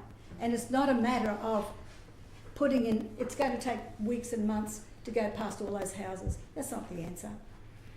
This can be rectified very quickly with the same diligence that was done in Kempsey Avenue. If it's good enough for Kempsey, why isn't it good enough here when the circumstances are very different? Because the Kempsey Avenue one was based on real estate. Vacant block, no pressures, no threats, no risks. We did it. Gave them all the things that they needed to make it safe. That's exactly what these people are offering now. Why are we discriminating? It seems that way. I think I've said enough, Mr. Mayor. Thank you, Councillor Maynard. Perhaps before we go to the vote, because it's important that we have all the information that we need to make an informed decision. Mr. Credden, could you at all provide any context to the previous circumstances where it would appear that it's similar, or maybe it's not similar? I don't certainly know, but I would appreciate Well, no pressures. any insights into that, if you could please. Thank you, Mr. Mayor. In the briefing on the 7th of May, officers mentioned that there was one other house connected into a sewer rising main on Farnborough Road, if members remember correctly. That was done, from my memory, in about 2004, say 20 years ago, and it was a single house into a sewer rising main, and that's the only one we could find a single house connection. And that was done 20 years ago, and I don't believe that it was a good decision at the time. Officers who are looking at this Marine Parade issue are of the view that we shouldn't allow a single dwelling to access into a rising main. The one at Kempsey Avenue here that we've spoken about, I just had a quick look at the mapping. There were 3 lots on the end of Kempsey Avenue which aren't sewered. They were subdivided in 1944 based on the survey plans, so they remain unsewered. And then in 2018, this is before my time, but obviously a subdivision was lodged for maybe a 1 into 3 or 1 into 4, and during the conditioning of small sewer rising main connection to those 3 or 4 properties, and then that's connected into the rising main that runs along the back of the scenic highway.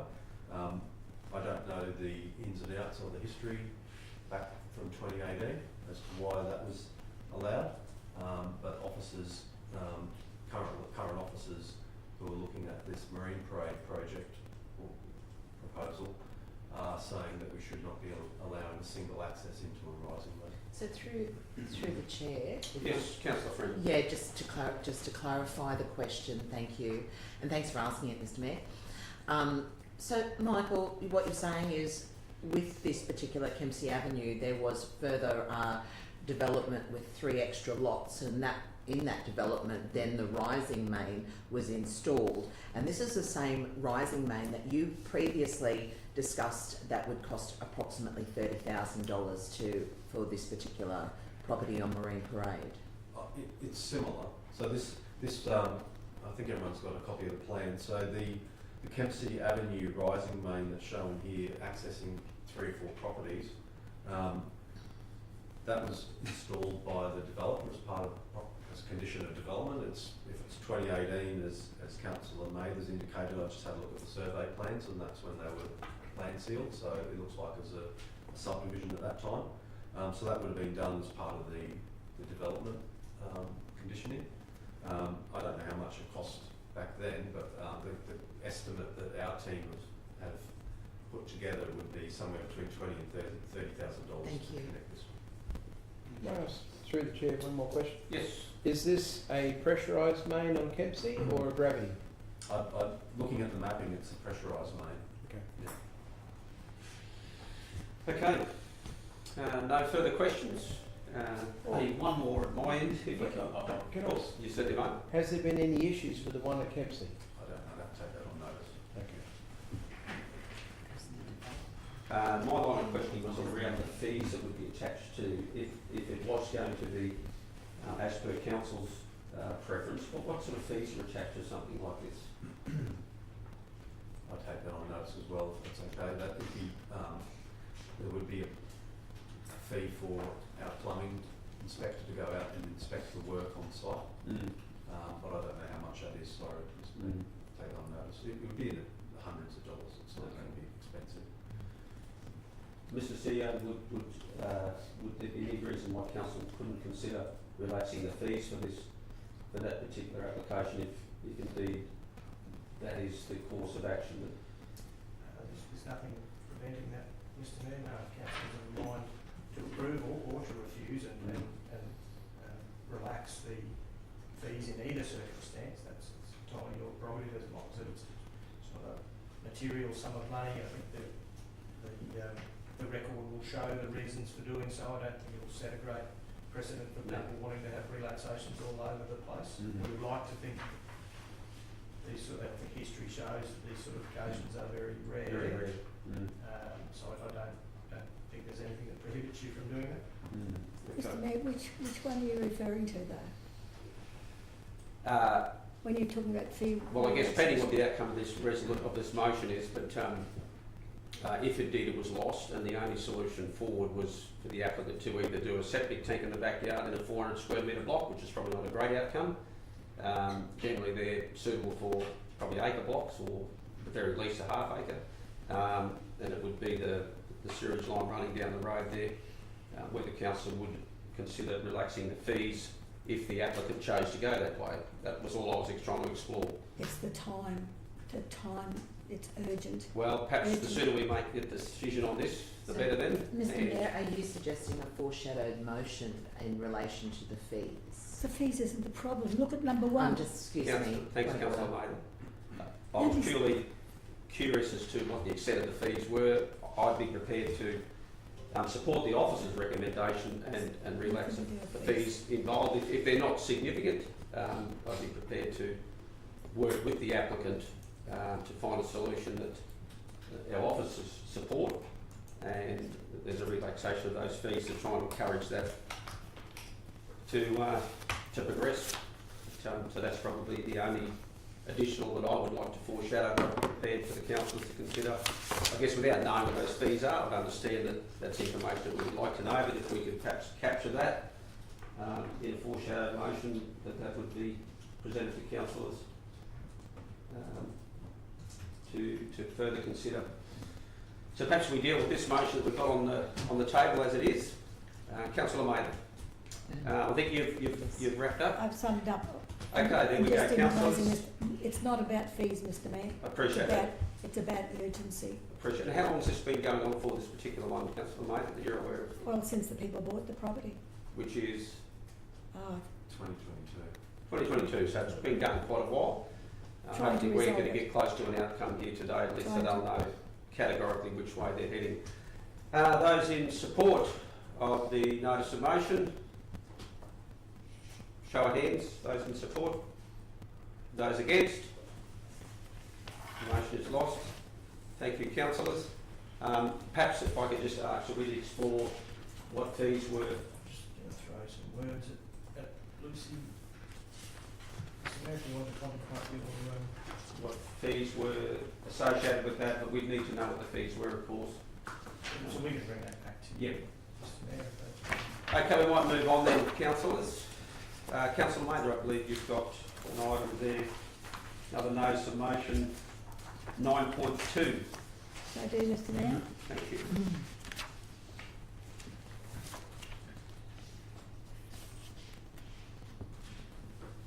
Okay, I'll read for the sake of the viewers. I'll read the motion, Mr Mayor. That the $2,648 additional 25% loading fee already paid by the applicant, which were erroneously applied to the adopted application fee, be refunded to the applicant for reasons set out in the supporting information. Mr Mayor, probably if I were to explain before anybody wanted to second that, this is an application that's come to the table before. This has been resubmitted. Because there was a fee attached to this application, which was a small business mechanical workshop that should not have been applied because it related to the person before him who owned the land. There have been a number of errors here in approving this application, and I didn't find out until it was down the track a little bit. And in discovering what had happened, set about trying to fix it. Council fixed it of its own accord on one case, but this is just the tail end of that needs to be finalised.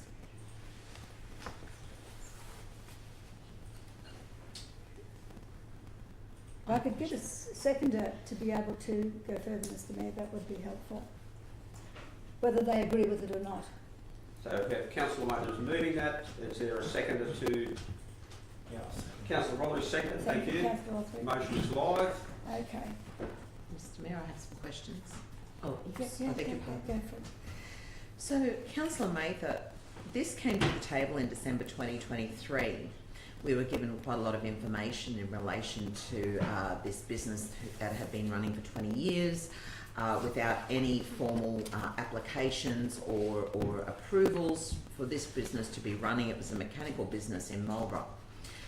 The business owner who had been running this for 20 years had then sold it to a new owner, and the new owner paid application fees to actually have an approval. So I want to know, what is the new information that has prompted you to return this to the table? Because council didn't see what was actually happening, and I don't, all the reading that we do, Mr Mayor, just to answer your question, I don't think anybody grasped a lot of the facts, and this is one of those facts that wasn't properly identified.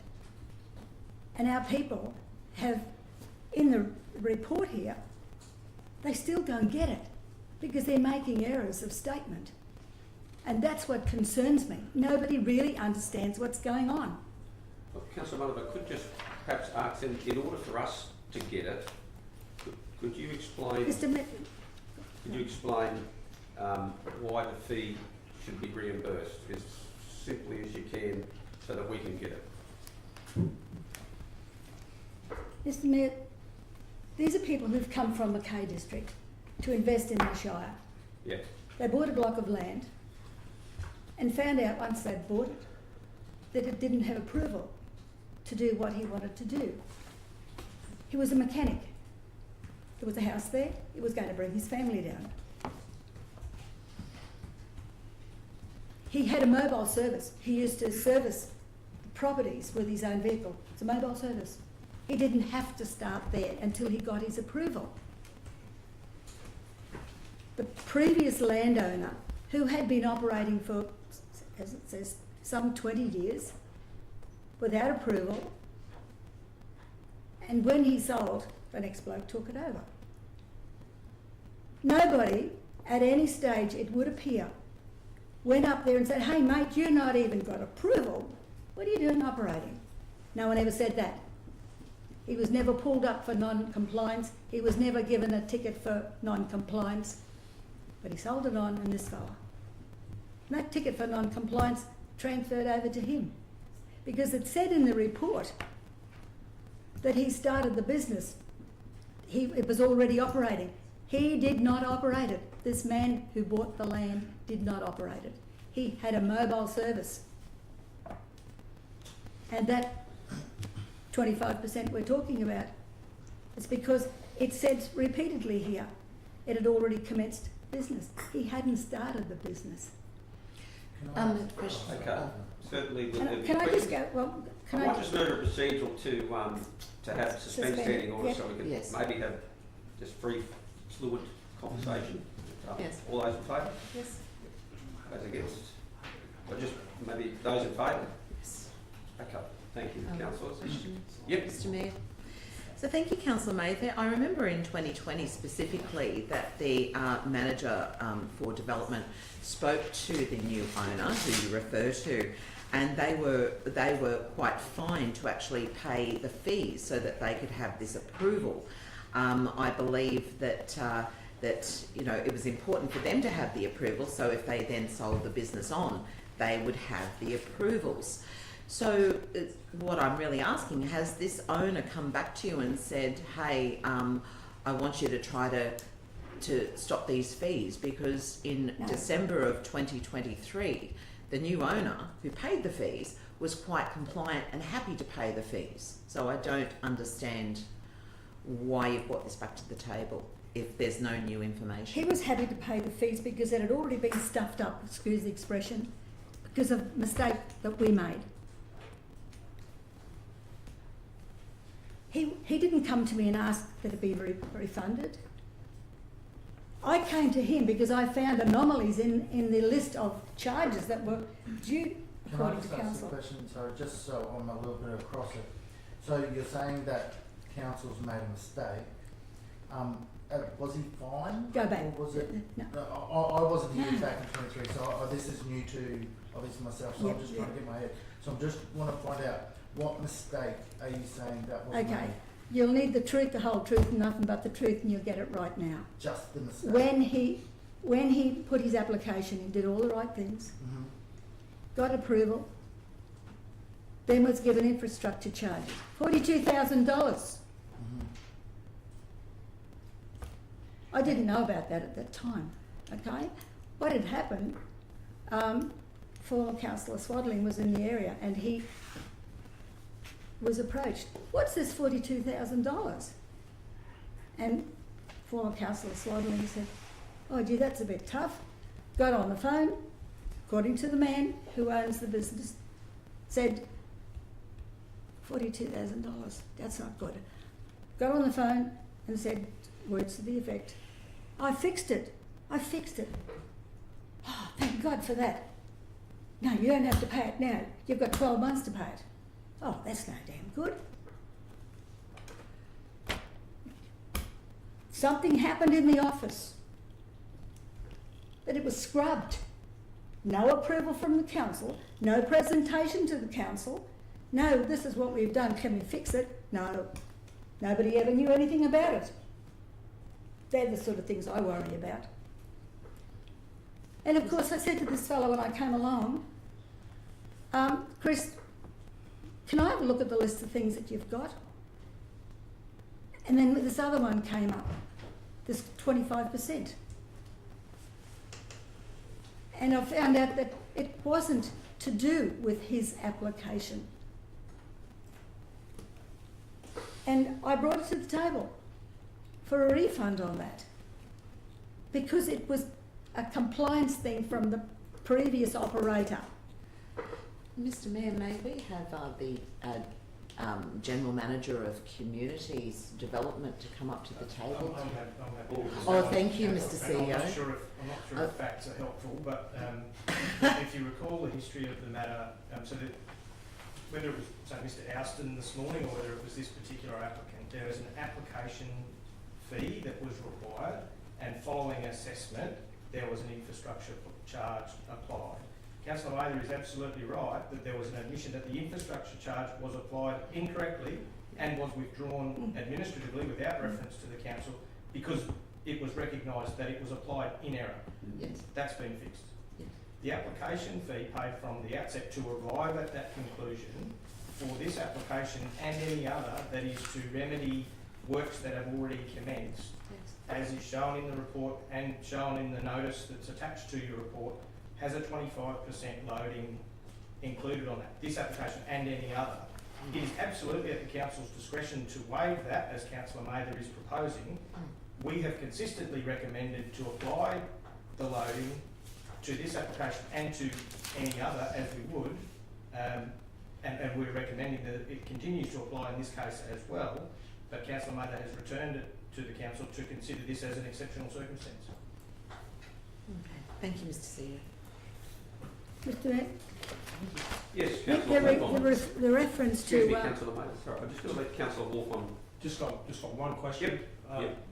This has got nothing to do with 52 Marine Parade, does it? No. It's just a mistake. No, this is Okay. Marlborough. This is Right. a little bit of Marlborough. I'm just puzzled.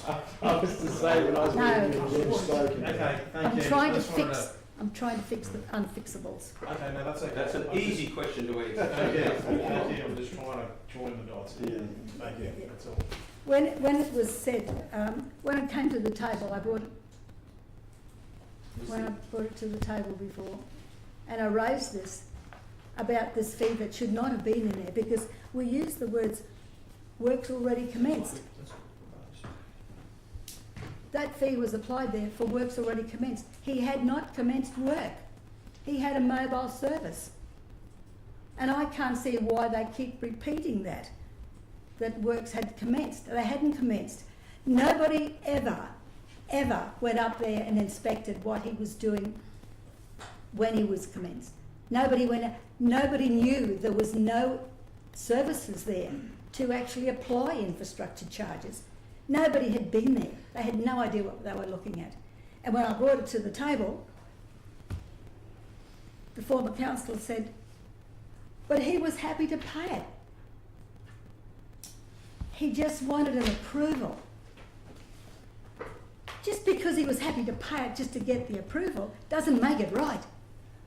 What I'm probably trying to understand though, is the fee legitimate? Yes, it's for not. the No, service?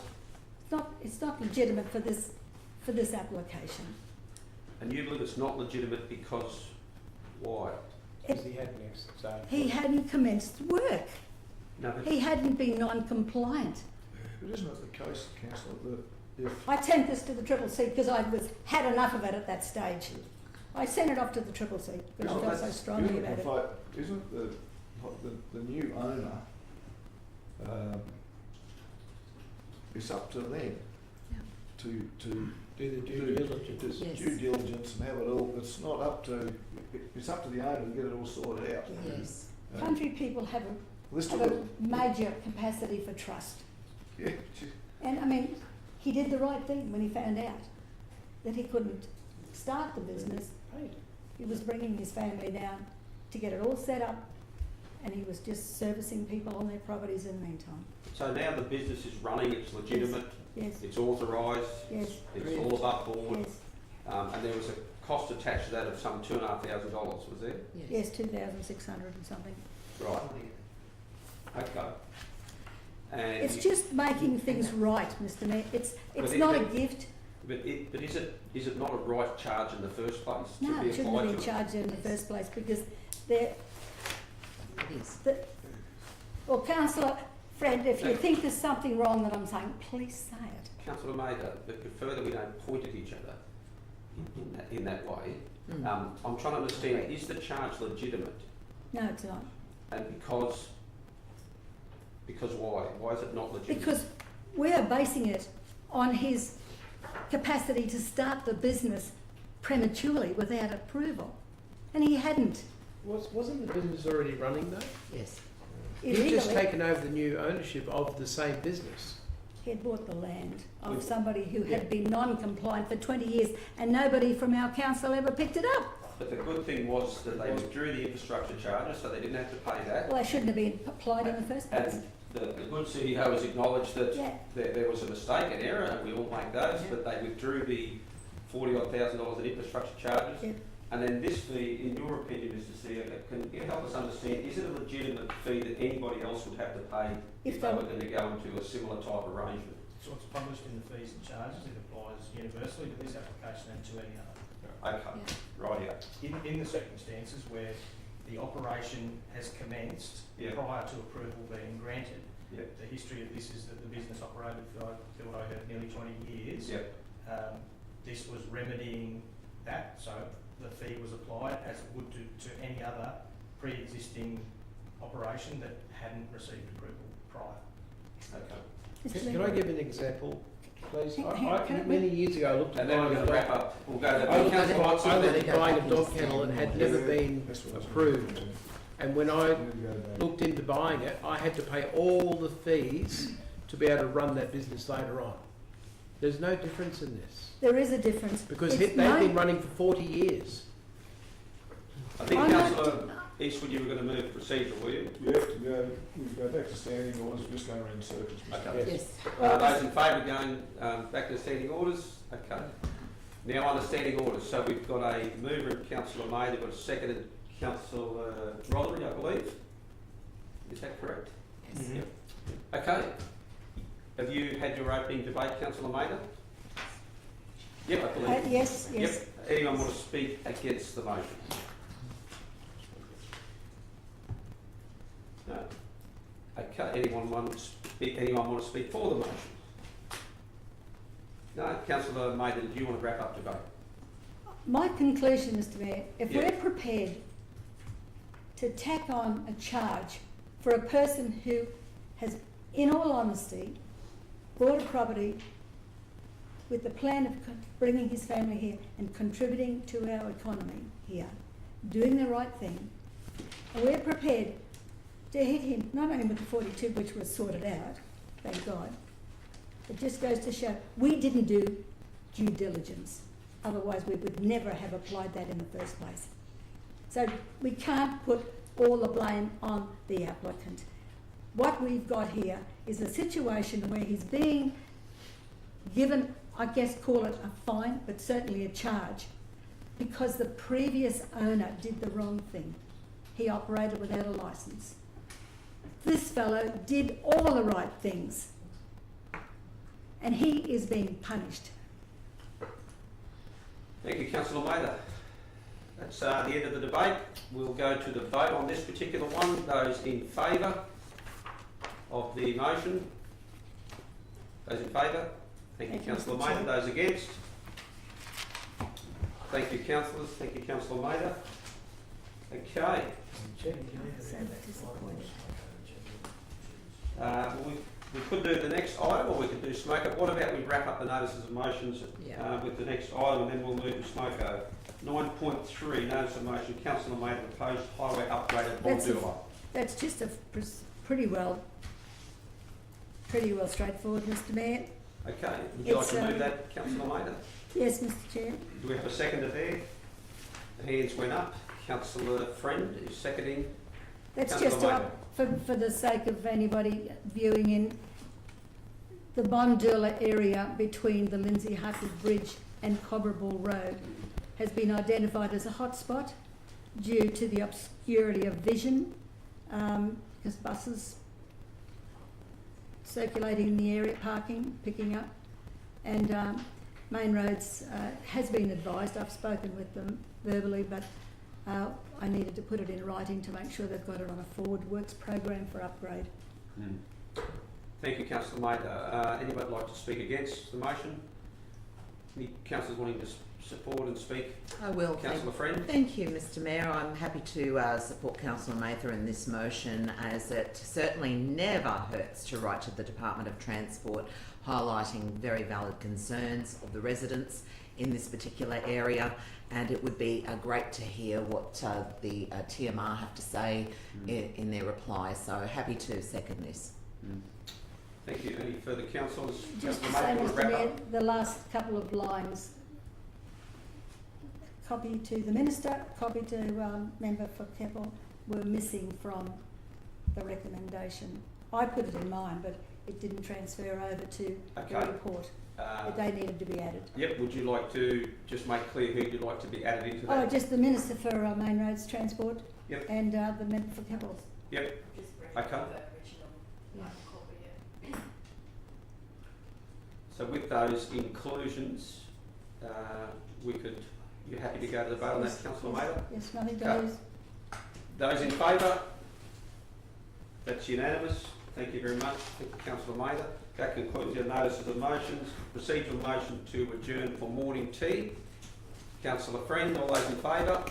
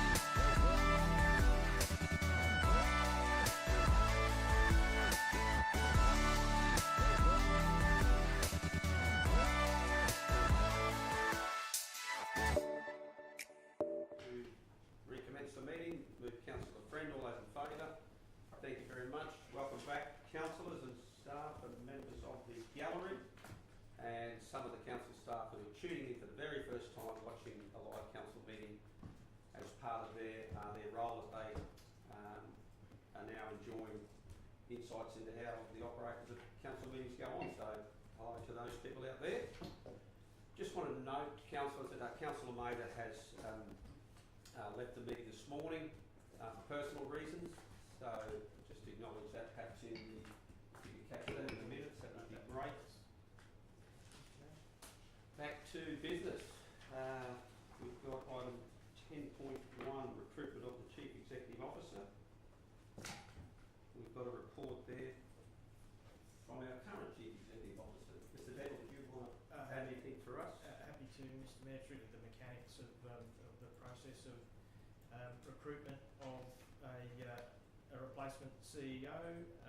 So recommendation 2B is for the Mayor to be authorised to engage a recruitment consultant for that purpose, and I've shared with councillors 5 proposals, I think, from different firms for that. So when the Mayor talks to you about those, he'll be authorised to make that engagement. Obviously, once that person is engaged, they can work closely with you on your preferences for the new person and the manner in which you'll go about describing the role and the expectations of the council and the process for securing that appointment.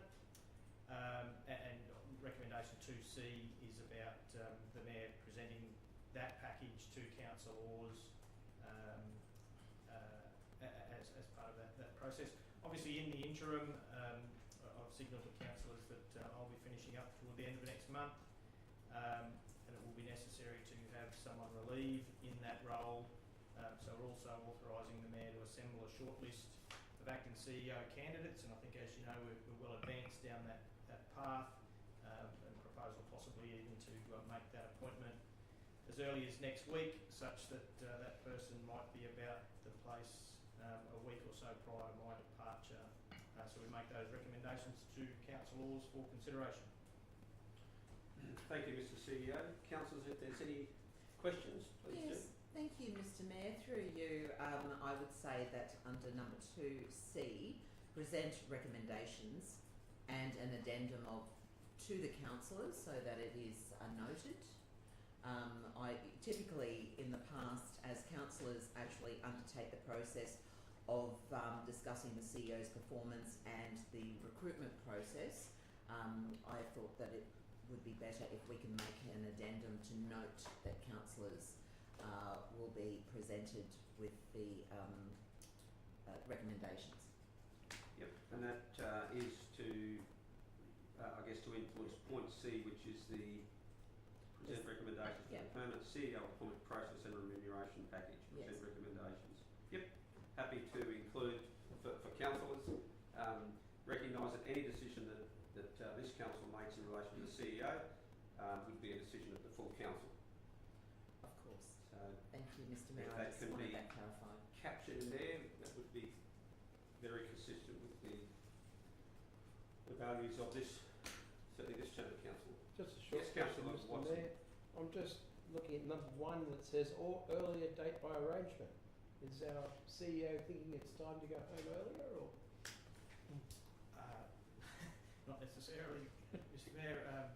That's simply there. As I say, if we get an acting CEO in the seat and they can arrive earlier than what I'm anticipating, there's not a lot of point having 2 of us floating around, getting underneath one another's feet. So once we're sort of comfortable that the handover's been achieved, then I'll make myself scarce. Thank you, Mr. Speaker. Okay. So just, we're able to capture Councillor Friend's amendment in there, or that inclusion. Is that 2 councillors? Okay. Yeah, that's there. Yes. Yep, very good. Okay. Do we have a mover for that? I thought you would move, Mr Mayor, because it's your... Yeah. I can. Yep. You should. It's your report. Happy to move that. Looks like Councillor Eastwood is going to second. I don't feel it. Probably what I would like to say though is this is not going to be the beginning of the end today, is it, Mr CEO? But we're going to have the ability to send you off beyond just today. Obviously, there's another meeting for us that will take place. Otherwise, you're not sneaking out of here without us saying.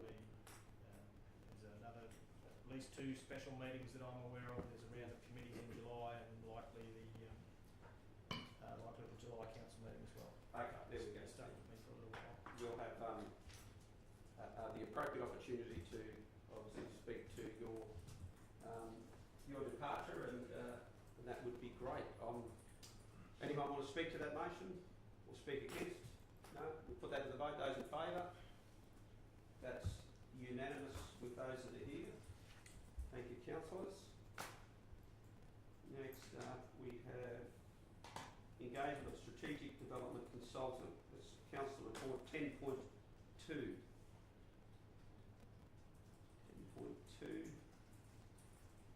Let me just find that. So this is coming through the Committee of the Development and Environment Committee, I believe. 10.2. 10.2, we've got a recommendation there. Councillor Eastwood and Councillor Roderick, this is coming through.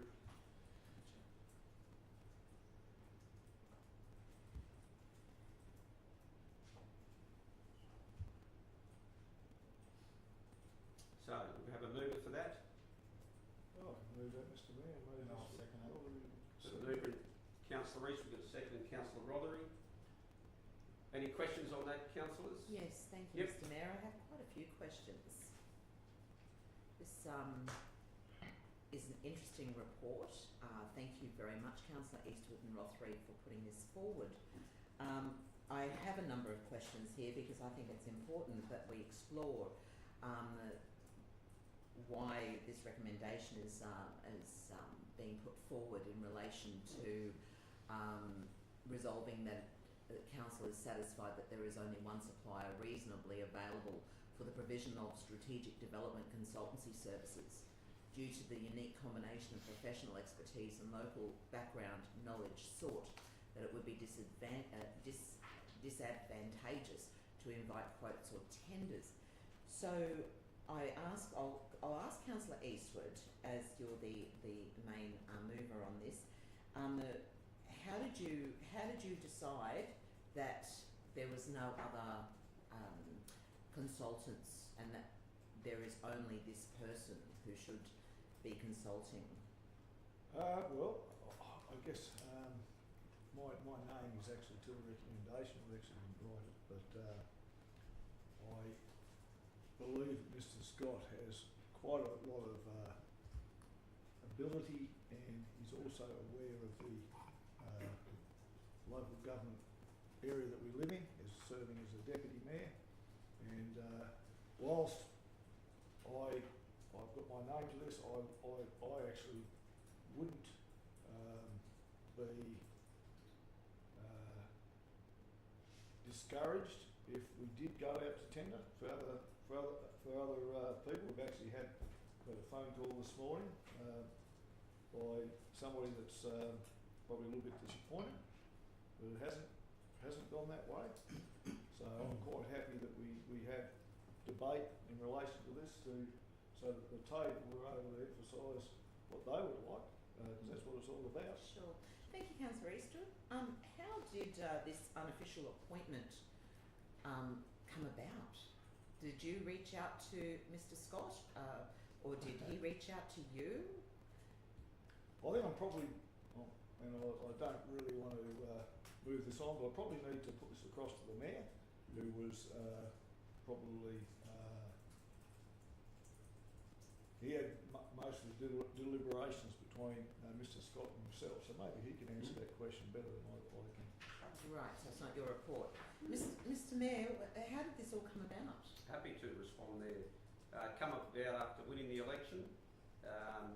Not long after that, we've had resignations from our Director of Planning, Chris Island, and resignation of the Mayor, and I'm starting to feel a little bit vulnerable in terms of needing to lead this council to get on with the job of strategic development, strategic growth, dealing with a whole heap of challenges, and you reach out to people who, I guess in your networks, you reach out, because I certainly don't have all the answers. So you reached out to I'm Mr. looking for the Scott. very best. I reached out to multiple people.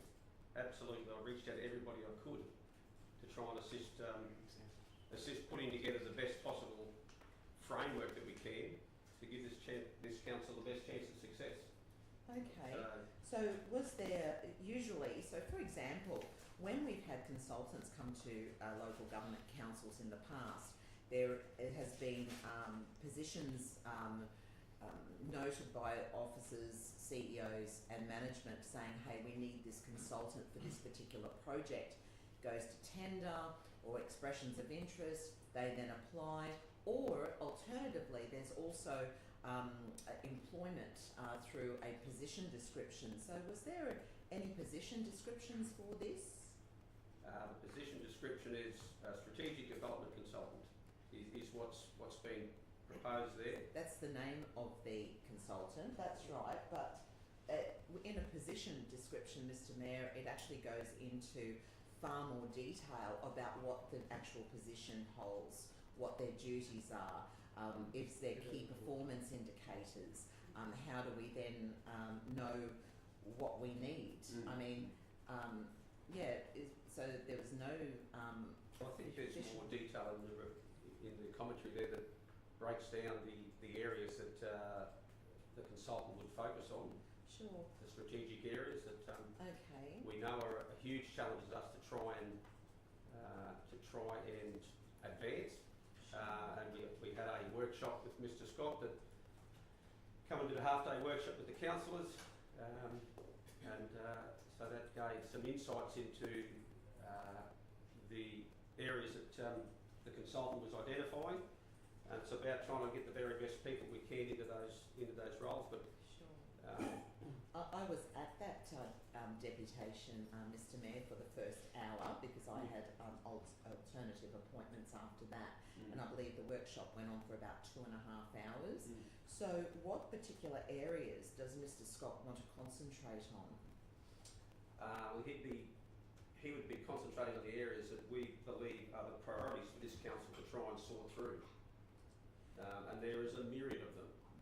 Okay. An absolute myriad of them. Traffic challenges, strategic growth challenges with the Homemaker Centre. There's a whole spectrum of challenges that this council's got, and we need the best people we can to try and solve those challenges at a time when we're going to be slightly disrupted with the departure of 2 of our very senior staff. We'd certainly wish them well in their endeavours, wherever they are heading to. Sure. 2 more questions, and thank you very much. First question, I suppose, maybe through you, Mr Mayor, to the CEO or whoever can answer this. Does Council not already have the expertise with current staff and management to undertake this type of work?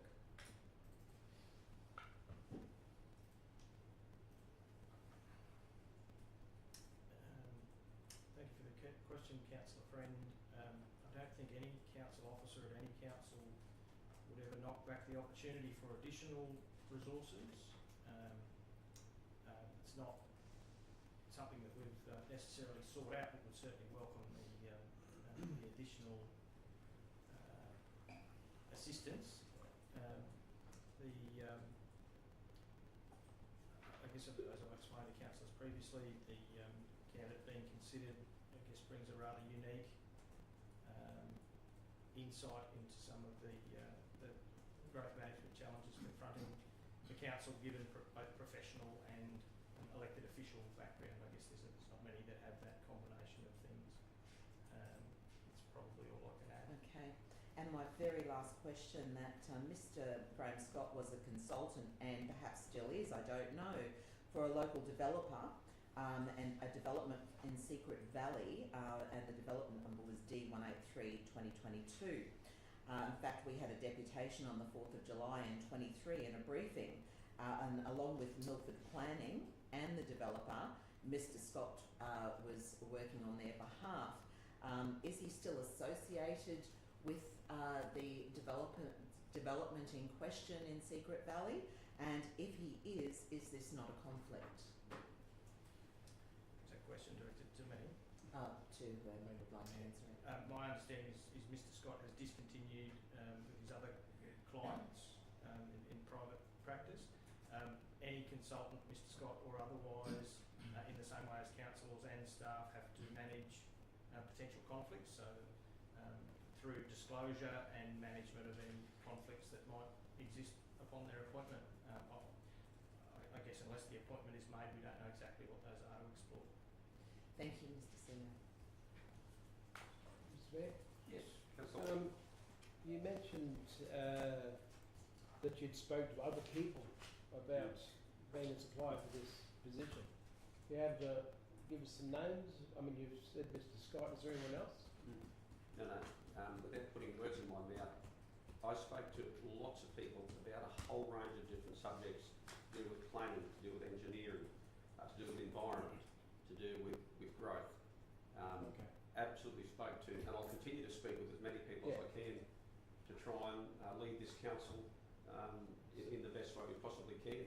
Okay, I spoke with Cameron Dick this morning, the Treasurer, about absolutely we need assurance to do with the Great Kevin Island Rejuvenation Fund, that we need that money to be able to be under the control of the council, more so than under the control of the state.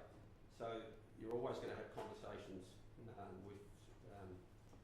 with persons within the local community and the broader community. What I'm getting at is, as Councillor Friend sort of referred to, usually when there's applications for job, there's more than one applicant, and I got the impression that you'd spoken to other people. So are we going to speak to other people? Because how do we know he is the right person for it? And I know he has experience and everything, but is there someone better out there? Well, that's... And it's just that with what it says, it's come up saying that he is the right person. I'm thinking, well, have we even discovered if there are others out there? Well, I think that's a good question, and Councillor Eastwood alluded to that, and there would be the ability to amend the motion if we believe that we do need to seek the expertise of a consultant in this space. Well, then that's at the liberty of the council. It is an investment above and beyond what we've currently budgeted for, so it would clearly need to be supported by the majority of councillors, and if you feel you want to make that investment, but you want to go out to the market, well then that's what the majority would do. The other question is, I know Councillor Brennan asked this question, but I'd like you to answer it if you would, please, is do you feel that our current staff can handle the amount of work, seeing that the majority of it is already in the pipeline? Do you feel that they're not up to doing what they need to do? I have every confidence in all of the staff in the Livingstone Shire Council that they turn up and do the very best that they can. Would we benefit from getting other expert consultants on board? Absolutely yes. And we do that. We've done that consistently. Councils will continue to do that. They don't have at their disposal within the budget to be able to employ full-time. For example, we don't have necessarily in-house lawyers that represent us, so we go to consultants regularly. We go to King & Co, we go to McCullough, all these different lawyers. We'll continue to do that, I suspect, based on the need. So do I think the current staff have the capacity? I think they've got great capacity. Do I think any council would have all of the capacity that they need? No, I don't. And this is an attempt to try and assist in strengthening our capacity. The thing is, I look at this as, yes, it's for 3 months, I believe, at this stage. There's potential to be 12 months, which is going to be a $260,000 price tag. And I'm just thinking, you know, to keep us in budget, who are you going to let go? Can I just say if I can? I just feel, you know, you're saying 3 months and to 12 months. Yes, we'll definitely keep him on 12 months. Obviously, if he's making an asset to the Livingstone Shire Council, like obviously that's. But I believe, Mr. Scott, sometimes no matter if it's a business, if it's sport, if it's a council, you seek out who you think is best. Sometimes, yes, you can apply for it, but sometimes you need to seek out. And I think Mr. Scott, what he can bring. Are you in debate? Point of order. It's not debate, it's a question. Yeah, point of order. Can I just ask the question though? Yep. So you don't think the staff are capable of doing what needs to be done because you're looking for someone? No, I'm not saying they're not capable of what they're doing, but you can bring someone in with experience that can even advance what you already have, that can become an asset for the area, then that's a good thing. But how do we measure it? This is debate, sorry. No, that's good. Well, I think you've asked. I've probably got one thing. I think you've asked the question, Councillor, a legitimate question. Councillor Rollins attempted to answer the question. Probably could answer, but not answer, but help with this.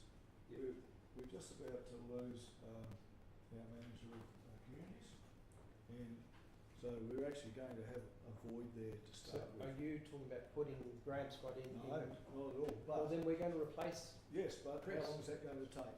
It could take 3 months. It could take, this is. Well, point of order, Mr Mayor. Yes. Because we're looking at acting Yeah. management in both the CEO roles and the general manager of community roles. As acting management, while a permanent position is recruited, we will have those. So it's not an excuse to look at an external consultant. I'm just thinking, we know that we're going to be in a deficit for this budget coming up, and you're throwing $250,000 into it. And I'm So concerned. what's the 3-month package worth? 60,000. Sorry? 60,000. 60,000. Can I ask a question? So I've already heard from Councillor Rothery that it's more likely going to be 12 months. No, Hang on, Never without said 12 months. putting Councillor, in fairness, Councillor Watson, you brought up the 12-month Yeah, I did. time frame, so, Yeah. and that would be totally at the discretion of the councillors if it was going to be 1 month, 3 months, 0 months, however many months. That's what we're trying to establish here today. Councillor Walker. Just a question. Yes. The question, if it goes out to find options of other potentials in this role of strategic development consultants, what sort of time frame does a process like that take? Do you know that, or some of the officers? We would go and see Thank you. We would normally make the invitation for 3 weeks. It would take some time to, I guess, articulate what it is the council's seeking from the engagement. So that the things that were brought to this transaction, is that what we're looking for more broadly? If that takes a week or so, add 3 weeks to it, some assessment. So it would be 6 to 8 weeks. Excuse me, Mr. CEO, So does that mean we don't have a position description at this stage? If we've got to go away and actually put one together to do it, to go out to the public? So we're not contemplating a staff appointment at this stage, so No, the position I realise description that. doesn't exist. But what I'm saying is we're trying to put someone on without a position description now. Well, the Mayor referred to the scope of works that's described in the report. If that's considered insufficient, then there could be something else done. But no, we haven't developed that because that's not the transaction that's been contemplated here. If councillors are of a mind to do something completely different, then we would initiate that work. But that's not the work that's been done today. I just don't see any transparency in any of this, that's all. Sorry. That'd be a statement as such, or is that a question, or No, it's just a statement. a statement? Okay, Yeah. best to keep those statements to debate. But we try and be as accommodating here as we can. But just be mindful of thank you. we're going to go outside No, of that. appreciate it, Mr. Mayor. Because there's certainly transparency here, and it's been in the public realm for nearly a week. So absolute transparency. Just picking up on your point though, Councillor Eastwood, in terms of going to procurement potentially for if Well, if this gets voted down, Mr Mayor, Mm. I think that's something we could go. as a foreshadowed motion. Foreshadowing Mm. motion. Can I ask one more? If you didn't write it, Councillor Eastwood, who did write the notice of motion? It's on there. Have a look. What Mr was General, the Chief Executive I Officer. apologise. Sorry. And Sorry, you're right. I Councillor apologise. Watson, if you had been heading this committee, because this comes up as a committee head, your name would have been on the top of that list. Okay, It no, I would understand. have been your recommendation. Yeah, that's right. Mm. That's right. No, you're right. I apologise. Okay, we've got a move there, Councillor Eastwood, seconded by Councillor Rothery. Councillor Eastwood, you want to speak to the motion at all? Oh, I just went for the microphone. We don't need that anymore. Yes, Mr Mayor, look, I will. I'll only speak very briefly. I actually do believe that Mr Scott is the man for the job. I think he'll do an excellent job. I'm very happy to go down this path. We are absolutely in need of somebody to strategically lead us in this direction. And I just ask that most of you have spoken to Mr Scott, have seen Mr Scott, have heard from Mr Scott, and I just ask that you would back this motion and give it your vote. Thank you. Okay, those speaking against the motion. Yes. Thank you, Mr. Mayor. I'll Councillor speak Friend. against this, but it's not without great reflection and thought. So I'll commence really just by stating that I have great respect for our former Deputy Mayor, and personally I was very saddened when he left our council in 2018, halfway through the council tenure, which sparked a by-election. Mr. Scott cannot be faulted for his engineering expertise. However, this is unprecedented to vote for a consultant when the need for one was not recognised by the council staff or CEO. In fact, there has been no scope or specification of the need to tender and invite submissions, nor is there a position description to be publicly advertised for employment applications. Now, our strategic planning department, our economic development department, and council's infrastructure engineers who abide by the LGIP, local government infrastructure planning, have already undertaken a volume of work in relation to future projects such as Homemaker 2, depot relocation, new office accommodation, and also planning scheme amendments have already been the topic of great conversation. Now, I did have down here Deputy Mayor, but because I understand that the CEO now has actually written this, but the report has stated in the background of this report that councillors believe that additional assistance and expertise is necessary. In fact, this wording should be some councillors. In the conclusion of the report, it is again stated that councillors recognise the need to supplement current growth management. Again, this should read some councillors. At a cost of $5,000 per week initially for 3 months, which totals $60,000 initially, if we were to keep him over a potential 12-month period hypothetically, this would be $260,000.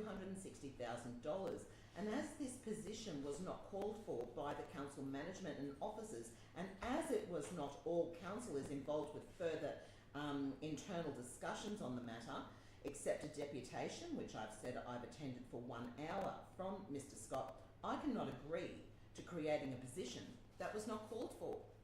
Thank you. Thank you, Councillor Fran. Anyone speaking for the motion? Any further speakers for? Anyone speaking against? Councillor Watson. I've just got a couple of short words. Simply that there's been no KPIs put into what we will actually receive for this man's services, and I have nothing against Graham Scott. He's just another person who's got an opportunity that could be for council. But there's also no transparency, and the whole thing of everyone talks about in the public is that there's never any transparency, and this is a perfect example of no transparency. And that's what I'd like to say. Thank you. Thank you, Councillor Watson. I'll speak to the motion. It would seem like there are many reasons why not to do this, and it would seem like the reasons put forward are good reasons not to do it by those persons. However, I share a different opinion. To quote 12 months and the cost of that to attribute, we could have even said 2 years. I wonder what that would cost. But this motion is saying 3 months. So let's stick to the facts. 3 months. Is this council prepared to reach out and get someone who potentially has experience on both the elected side of government, being a former deputy, and from the private sector as well? It is a rare pedigree. And I can understand there'd be some local firms that may also question, well, why should that bloke get this gig? One of the reasons, as I say, is that the individual has both areas of experience, and that is a rare thing to find. In terms of transparency, you cannot get more transparent than what we're doing here. This is a public meeting, publicly broadcast, that's going to be on YouTube, that'll be there for life. For as long as that digital service functions, it is transparent and accountable. So I refute strongly the suggestion that there is no transparency. This is not in the confidential section of the agenda. This is in the public agenda. Is it I don't like to use the word a bold move, but is it a move that we're prepared to support because we are in virtually unprecedented times here in this council? We've got enormous growth challenges. We have a decline somewhat in the new houses that are being built. We've got a property market that is hugely under pressure with record prices. We've got a housing crisis, affordability crisis. There's a lot of challenges that this council faces in the new term that we're in. To engage someone who you believe can bring value for a 3-month term, if it proves to be unsuccessful, and I support it, I'll have to stand accountable to the community, absolutely, and I'm prepared to do that. And what I'd say to those people is, you stand in the shoes of the elected persons trying to lead this council to be the most viable and sustainable council we can. That's what these decisions are about. So I am prepared to stand up and be accountable to the community in the most transparent way I can, but to give the best people we can and to give it the best shot we can at success. So I have to say, anyone speaking against the motion? If not, Councillor Eastwood, do you want to wrap up? Just briefly, Mr Mayor, in a lot of ways this has been a captain's call. Now the Mayor's your captain. The Mayor was elected as the Mayor by the public of the Livingstone Shire Council. He is the leader of this organisation. And he, I believe, has come up with a solution to some of the many problems we have strategically within this Shire. And we should back him, councillors. And my question to you, what is going to be the cost if we don't have Graham Scott? Or if we don't have somebody in that position leading this organisation and helping this organisation to find its feet in relation to the strategic developments of this council. So I just ask that you would put your vote with him and with the Mayor. Thank you. Okay, that concludes debate. We'll go to the vote on it. Those in favour? Those against? That is a split vote, so the Mayor has a casting vote on that and will support the motion. So the motion is carried on the casting vote of the Mayor. Thank you, councillors. We'll move on to 11.1. Oh, committee reports. Give me a sec.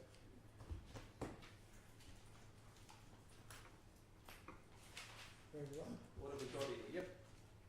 So we've got a recommendation. We're handing over to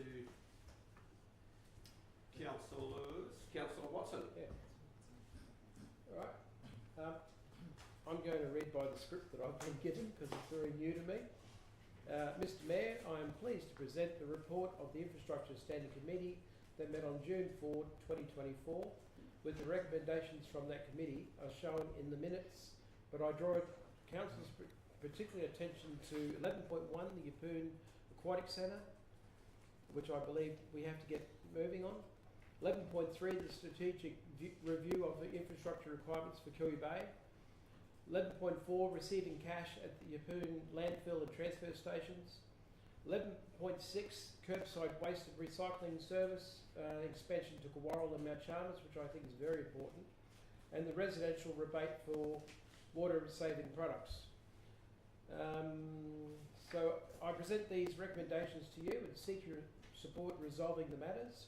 If councillors are comfortable with the recommendations made by the committee, even if they voted against them, then please would you, then these would be voted en masse to become, I should have put my glasses on. There you go. If councillors want to re-debate an item, it would be removed from the en masse proposal and debated again separately.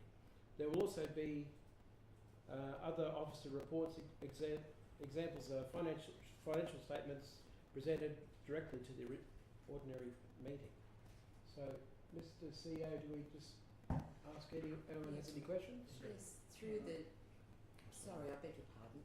I was just going to mention, Mr Mayor, that I had a conflict of interest in relation to 11.3, just in the standing committee, and it was resolved. I thought we resolved that. We did resolve it, but I was So, informed to bring it up. Mr. Mayor, the record will show that counts the conflicts that arose that were declared at the committee meeting were resolved in that both Councillor Bello and Councillor Eastwood could remain in the room. The record for the minutes of this meeting will reflect that as well. Right, thank you. And thank you. Through you, Mr. Mayor, I have want to, by exception, look at 11.9 of the Standing Committee on our current report. It's page 85, water rebates. So, Councillor Friend, can you just clarify what was that in relation to the? Yes. So in the Standing Committee, we looked at the availability of residential rebate for water saving products expanded to dishwashers. The existing residential rebate for water saving products list is not changed to include gardening and lawn watering devices, and endorse the General Manager's infrastructure approval of the updated residential rebate for water saving products procedure in accordance with this resolution. And I'd like to look at that as an exception again, and to bring that back to debate. Right. So I guess what we do is we. Sorry, mate, you're in charge. Yeah, no, you're right. I'm lost too. It's all right. This is new. This is all new. All right. So looking forward at that, whose councillor friends made it difficult for me for my first time. But anyway, we'll move along. So if councillors are comfortable with the recommendations of the committee, except for 11.9, and we'll go back and debate that afterwards, would everyone like to show their hands in support of the rest in mass, the rest of the motion? Councillor Watson will propose Councillor, all of the items with the exception of 11.9. Okay. Seek a seconder. If that's voted, they become resolutions. what do you say? No. So I propose that we vote on the rest of them except for 11.9, and we move on from there. So if everyone's happy with that, show of hands. We've got to move. Oh, do we need a mover and seconder for that? Mr. Councillor Mayor. Watson to propose. Seek a Yeah. seconder. Oh, okay. Okay, so I propose to move it, so I need a seconder. Second that. Councillor Walker. Councillor Walker? May I ask, Mr. Mayor, through you to Mr. CEO, I'm a little confused because this is all new to us, bringing back standing committees and their resolutions to this table.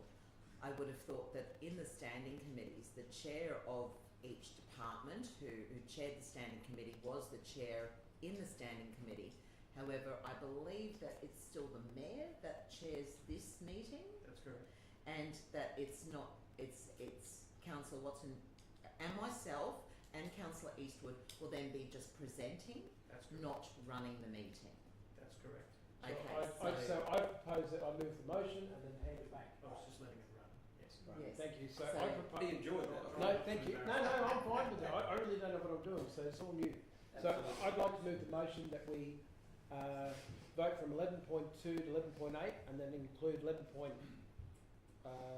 10 and 11, and later on, and afterwards redebate 11.9.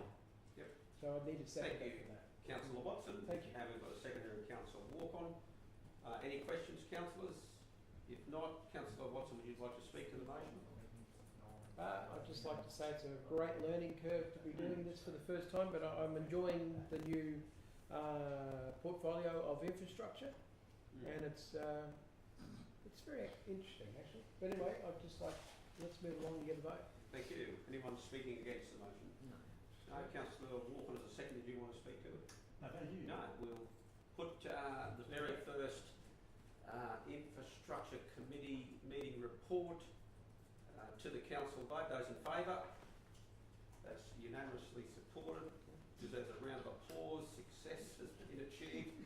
So here we go. And now we're going to deal with item 11.9, I believe, which is the residential rebate for water saving products. We'll return that recommendation to the screen, Mr. Mayor, if you want to invite Councillor Friend to speak to her Absolutely. proposal. Over to you, Councillor Friend. Thank you, Mr. Mayor, and thank you, Mr. CEO. So this proposal in the Standing Committee of 11.9, and I won't read it again, I've already read it, I'd just like to bring it back to the table because in the special meeting that we had dated the 24th of January, it was unanimously resolved to review the residential rebate for water saving products to include water efficient irrigation products and to supply a report to council. We did receive a report of sorts, and the second part of that was convenes public workshops to educate people on how to reduce water use in gardens. In this particular report, the officers have supplied to us in relation to water saving devices. It notes that the Water Corporation in Perth provided a limited rebate from September to May for a weather-based irrigation controller to the rebate value of $300.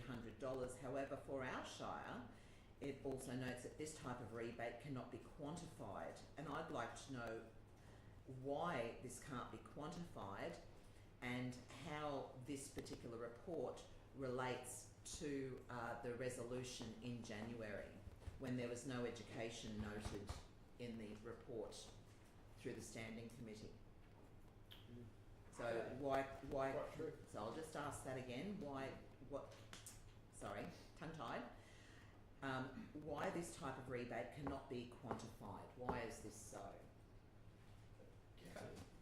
Mr Mayor, the response to Councillor Friend's question, I guess the two variables that will be known, how many applications for rebate will be received and what will the rebate be, and that will be the quantum of the budget that's allocated. We obviously don't know what the volume of application of take-up will be. I think at the committee meeting, the staff relayed experiences from elsewhere where there were large marketing campaigns around water consumption, water conservation, water rebates on offer for water saving devices, and consumption actually increased. So there is some difficulty in it's guessing at best.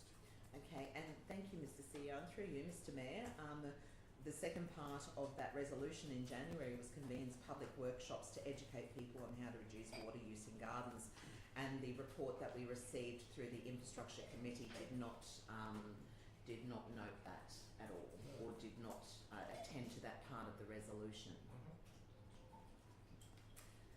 Okay. So, yes, sorry? You're asking if it can be added? Well, I think that it should have been part of the original report, but yet it wasn't. And I suppose I'd like to know why. So, Mr Mayor, I guess two responses. One is I think part of that package of responses, perhaps it was inferred and not explicitly outlined, was that the return on investment for the effort that goes into marketing. I think we talked about the resources that are required to commit to a campaign that is going to be meaningful, and that the experience elsewhere had been that the return was simply not there. Now, if that wasn't explicitly referenced in the report, then I apologise for that. If councillors are of a mind that that should still proceed, then we can administratively accept that we haven't yet responded to that part of the resolution and bring that to the council. Okay. So perhaps would like to drill down further into that, Councillor Freddie. Would that then be an addendum to the committee's recommendation, or? No, it would be presented to the next committee meeting. If your observation is that we have not adequately responded to an existing resolution, then that resolution is still live and we're still obliged to report to you. As I said, I think the inference was made during the discussion at committee that campaigns on that scale, resourcing that properly, the very desktop analysis of doing that or not doing that, was that there was simply not going to be the return on investment. If councillors are of a different view, then absolutely we will accept that we have not yet closed out that resolution and bring that to the next meeting of Infrastructure Committee. I'm happy with that, Mr Mayor. Councillor Fred, you'd like to move something along those lines? Yes. Or is this a matter of laying on the table until there is nothing to do really. If the acceptance is administratively, we will proceed to respond to the item that hasn't yet been responded to, then we will simply do that administratively. So the council would be considering the recommendation as it exists because it wasn't determined at your prior vote. So you would simply be considering that resolution as it was presented today. Okay, I'll hand over to you, Councillor Friend, to perhaps lead the course that you would like us to consider. Thank you, Mr. Mayor. The CEO just said it's going to be dealt with administratively at the next standing committee. So I'm happy with that. I just felt that in looking at the quantum of water saving devices for gardening, for irrigation, etc., it really didn't drill down on proposed costings to council, or it was just that Perth is doing it, has done it, but it can't be quantified. And so I felt that was a report that was lacking. Okay, so are we moving and seconding things, or not? Are we just... Yes, so 11.9 remains outstanding because it was removed from your earlier resolution. So a proposer and seconder have put item 11.9 to the vote. We'll close that out. Administratively then, we will present that balanced report to the next meeting of the Infrastructure Committee. Okay. So you're Councillor Friend, did you want to move that particular one, 11.9? That committee recommends that council resolve to deal with this administratively. Yes, I will. We've got a move in Councillor Friend, a seconder in Councillor Watson. Any need for debate there, Councillor Friend? There's no need for debate, but this is a separate recommendation to the current one that we need to resolve. Is that correct? Yes. Or is that reply? Mr. Mayor, I might not be explaining myself very well, which happens often. The resolution 11.9, as it was presented to today's papers, is what is now being considered. Right. I don't believe there's any need for recording that the other matter will be dealt with administratively. That's the fine. nature of dealing with something administratively. So it's simply 11.9, as it existed in your papers, was now being presented to vote. Thank you. I won't be moving that. Thank you, Mr. Mayor. I'm not moving it. Okay. Is there a mover for 11.9? I'll move it because it just goes back to the committee, doesn't it? Yep. My understanding is that Councillor Watson moved. That might give Councillor Rothery a chance. There he goes. He gets on the board. Councillor Rothery. Councillor Watson, did you want to speak to that? Not really, just simply that if it goes back to the committee, we can rehash it and come back next month and get it passed there. Excellent. Anyone speaking against? With those, hopefully, recommendations. Anyone speaking against? No one speaking for. We'll put that to the vote. Those in favour? Those against? Thank you, councillors. Okay. We 11.2. Recreation and Culture Committee minutes, 4th of June 2024. Who have we got there? Thank you, Mr. Mayor. Councillor Friend. Yeah, thank you, Mr. Mayor. So this was, I don't have a script to go by, unlike the good Councillor Watson, but no, I don't need your script. Thank you. So I present to you, Mr. Mayor and councillors, the resolutions that actually came about through the Standing Committee for Recreation and Culture meeting.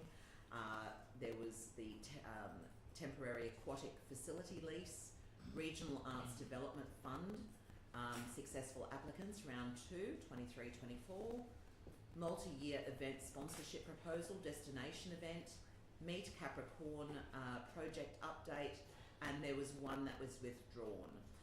So we don't need to read that, and I give them to you, pass them to you for debate. Thank you. Thank you, Councillor Friend. Do we have a seconder? Councillor Friend. Councillor Watson. Oh, shouldn't it be the other? I reckon that if you would like it to be, we'll go to Councillor Walcon. I suppose so. There we go. It's the W. Thank you, Councillor Walcon. Okay, just prior to Councillor Friend's perhaps leading debate in that, I just want to clarify that the item in regard to the temporary pool, that's procedure that was laid on the table. So That's correct. if in endorsing this as a block of reports, that action is continuing on in terms of as reflected in the procedural legal. That's correct. Yeah, okay. Thank you for that, Mr. CEO. Back to you, Councillor Friend. Thank you. Well, I'll just move this, and I think we had the shortest one, standing committee. So I'm just moving it. I don't need to speak to it. It's all very straightforward and self-explanatory. Okay, anyone, is there a question there? Yeah, can I, 11.3, can we revisit that, please? 11.3, the multi-year event sponsorship proposal. Do we do that? Do I say that now? I think it's probably a Thank great you. time to say it. Okay, thank you. So happy to remove that particular one from Councillor Friend's resolution there, by exception of 11.3. If you're comfortable with the rest of it, determine those and then we'll move to 11.3. Okay, moving forward, Councillor Friend, you've spoken. Yep. Anyone want to speak against? We'll go to the vote on that. Those in favour? That's unanimously supported. Then we'll go to 11.3, the multi-year event sponsorship proposal destination. Councillor Walpon, Yeah. did you want to lead this? Yeah, well, we'll speak to it. Yeah, absolutely.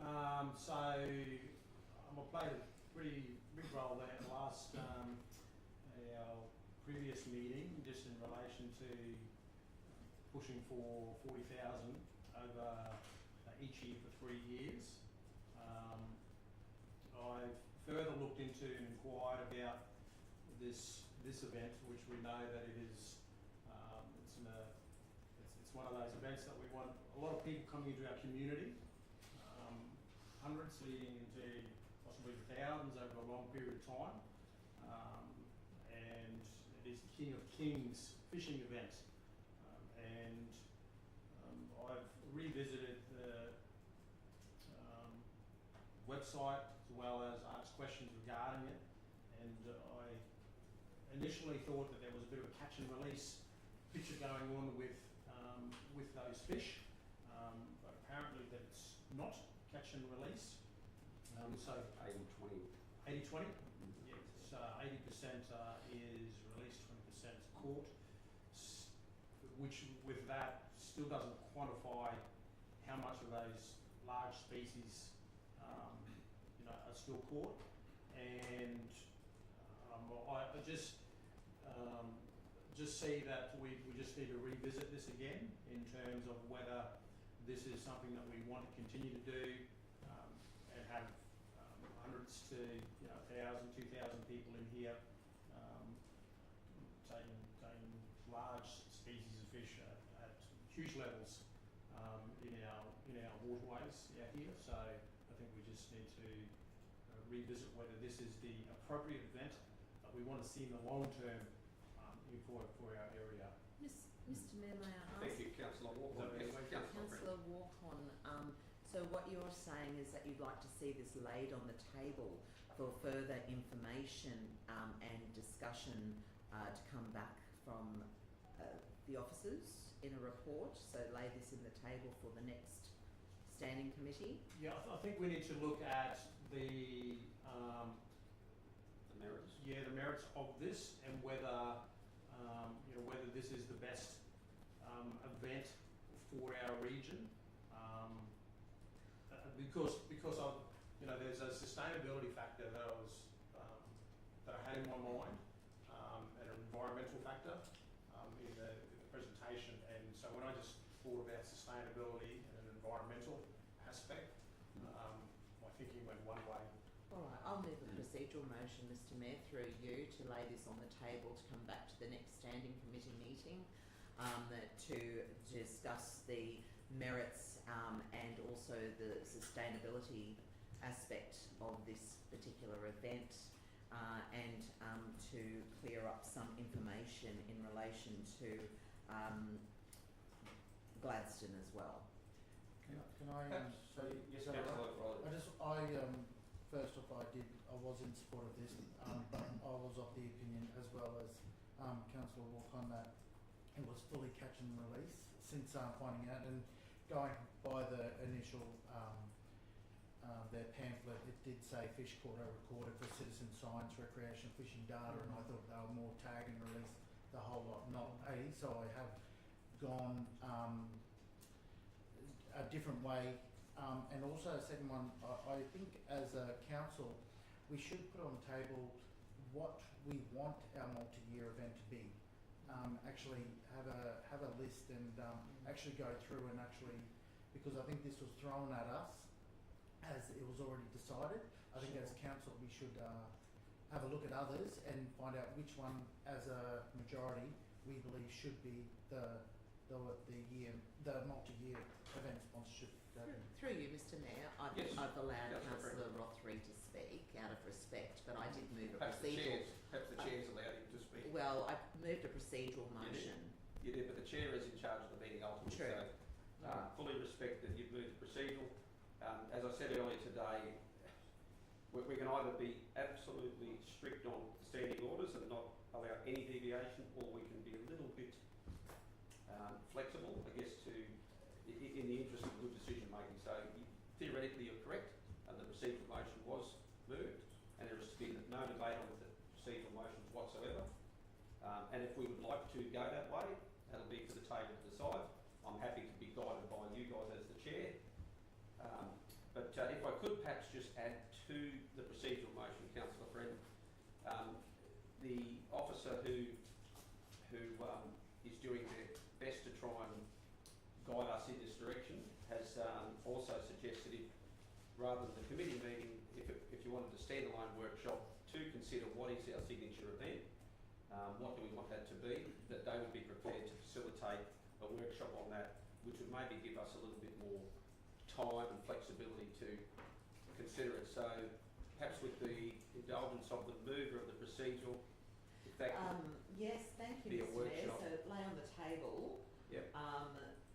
instead of for the next standing committee, for a standalone workshop. You happy with that? Yes. Okay. Those in favour of that procedural motion? That's supported. Thank you, Councillor Friend. What's our time at 12:15? Excellent. We're going to move to 11.4, is it? 11.3, the Development and Environment Committee, which would be Councillor Eastwood, I believe. Or Councillor Watson. Mr Mayor, Councillor Eastwood. I have a conflict of interest with this one. Yes, Councillor Watson. Yes. You'd like to declare a conflict? That's, Excuse me. I can't remember the number of it right now, I'm sorry.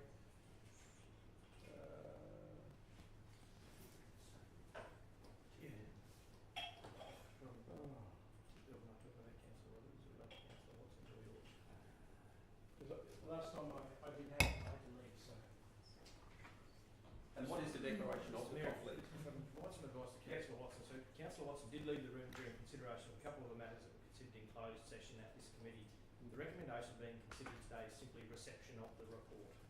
I'd be surprised if you had a conflict in receiving the report. You did the right thing by absenting yourself during those discussions, but I don't think there's any need for you to make that declaration. As the record shows, Councillor Mather declared an item, her absence will deal with that. All right. Fine with that. Thank you. No, I was more to do with Tim Hall's response from Communicator. That's in confidential. Yeah. Sorry, councillors, I'm just confirming also that I'm on the right page there. So, Councillor Eastwood. Yes, Back Mr to Mayor. you. Yes, Mr Mayor, I'm pleased to present the report of the Development and Environment Committee of the 4th of June 2024. The recommendations from that committee are shown in the minutes, but I draw particular attention to, I'll change my screen. Okay, the reports, 11.1, the development application, development permit for reconfiguring a lot, one lot into two lots at 72 Howes Road, Farnborough. 11.2, a material change of use for a relocatable home park. 11.3, request for views, application for conversion of a term lease over lot 120, Marimbra School Road, to freehold. 11.4, 4 pause desexing and microchipping. 11.5, Roof Guardian Council's program. 11.6, actions identified in the Livingstone Reef Guardian Action Plan. And then we went back to 11.1, development application, where there was a change of motion. and I guess I need to have some advice from the CEO. I imagine that I also bring up the confidential as well, to be. That's correct, Councillor Eastwood. The matters considered in closed session at committee, the recommendations made at that committee have been publicised, so they are recommendations for consideration today as well. Fantastic. Okay, and do I actually name each one of those, just like You can if you wish. you can? Oh, look, I probably won't go through those, they're actually in the minutes, if that's okay. And yes, I don't think there's any, they're all fairly straightforward. I move those motions, this motion, will they be received? Thank you, Mr Mayor. Through you, I'd like to make an exception. Yes, thanks, Councillor. Thank you, Councillor Eastwood. Sorry, looking back. It is page 137 of our report. It was the confidential report 15.1, and I'd like to make the exception for that one. 15.1. Okay, so we'll make that exception, and we'll go into debate on that afterwards, but we'll move the others. Can I make an exception, We please? can make an exception too. Can I make an exception on 11.2, please? 11.2. Material change of use for relocating home park. 11.2. 1. Page 115. 5. Yep. Okay, so we can vote on all those apart from the exceptions, that's being 11.1 and 11.2. I'll move. You've got a seconder? I'll second. Yep. I've taken over the chair. Yeah, John no. again. Thank you, Councillor Eastwood. So we've got Councillor Eastwood moving, and I was probably a little bit slow myself, so I don't understand you chiming in there. But Councillor Eastwood is moving that. Councillor Rothery, you're seconding. Did you want to speak to that body of that report, Councillor Eastwood? No, because I think if you took on all those, you'd be talking all day, so Yep. I'll just happy to move. Okay, thank you. Anyone want to speak against? We'll go to the vote on that. Those in favour? That's unanimous. Thank you. Now we'll deal with those items by exception, starting with 11.1. 11.2, I think it is, isn't it? 11.2. Yep. And this relates to the development. Yeah, if we could just see the 11.2 material change of use for a relocatable home park. You can see the numbers there. This is a relocatable home park at Taroomba, I believe, made by Keppel Developments Proprietary Limited. Is there a mover to support this resolution? Previously it was Councillor Eastwood. Well, I'm happy to move it again, Mr. Happy to move that? Are we going to, Councillor Rodley, happy to second that as per the previously in the committee? Okay. You, Councillor Eastwood. Yes, well, this is, I believe this is the one we had the deputation on earlier today. Hang on, what was it onto that? Why has it gone up there? It shouldn't say Norpine Road. So Norpine's the next one to be, by exception, okay. 15.1. Well, the council resolution we just passed previously that was carried unanimously is to deal with those two items, 11.2 and 15.1 by exception, which now I believe we're dealing with that first one by exception, 11.2. So the other one was just up there in the way. Yeah, sorry. There we go. Yeah, look, it's very much needed. It fits in between market, the gap in the market that the developers have seen as being important, and something that this community needs. There's going to be a few teethings, a few traffic issues. I'm sure there's nothing we can't get around. These guys have got the runs on the board, and I'm happy to support this one. Those speaking against? Councillor Walker. Yes, well, in a way, it's both for and against, and that is that I do support the development. However, I do have issues with the traffic flow at the Tarangambar Tamby Road exit, and I know that there's a fund of money that's going to be invested into that intersection in the future and how that's going to be played out, $250,000. However, I do want to see further reporting on how that intersection is going to be resolved. It just almost seems that intersection is, having one intersection on that major road is insufficient for the long term of all those residents in that area. So I do want to see a further explored of, you know, whether there's another, you know, two exits on entry exits on Tamby Road, rather than just the one. It's the long term we just see that it's going to be affected greatly. But, you know, in some ways I think it's a great idea. However, I do see a potential problem in that traffic flow that I don't feel that has been resolved sufficiently. Thank you, Councillor Walker. On those speaking in favour? Councillor Rotherham. I can just, I'm obviously for this. I think the area is in high demand and in need. As we had the deputation this morning, they did say there is money set aside for that, and they've gone by the Queensland Transport Department's checks, and and I think if we don't go, if we don't trust their recommendations, and who can you trust? So I'm for it, because I believe that there has been thorough checks into it, and I think it's greatly needed for our area. Thank you, Councillor Walker. Anyone's Rotary. That's what I meant to say. Thank you. We look the same. Yeah. It would help if I actually looked at who was speaking. Well said. Okay, anyone speaking against the resolution? No one speaking further for. We'll put that to the vote. Those in favour? Those against? The motion is carried. That's 11.2. We might try and knock over 15 point. 15.1.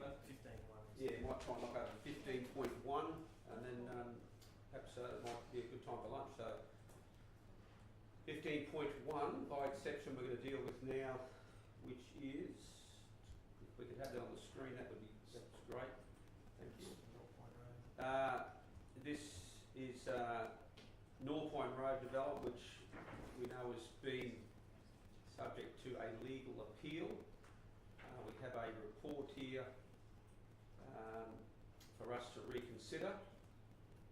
I might just ask the CEO if he can perhaps provide some commentary to assist us as councillors in navigating through this particular one. Mr Mayor, yes, this matter considered or reconsidered at the meeting of committee a couple of weeks ago, and that committee's recommendation has been part of the public papers now for a couple of weeks.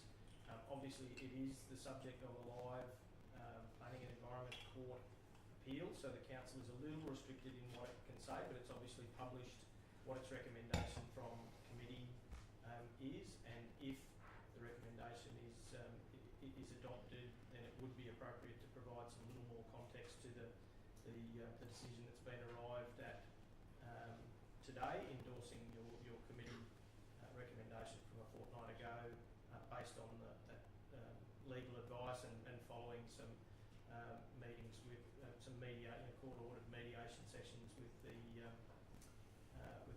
applicant. Mr Mayor, if I can ask a question to the CEO.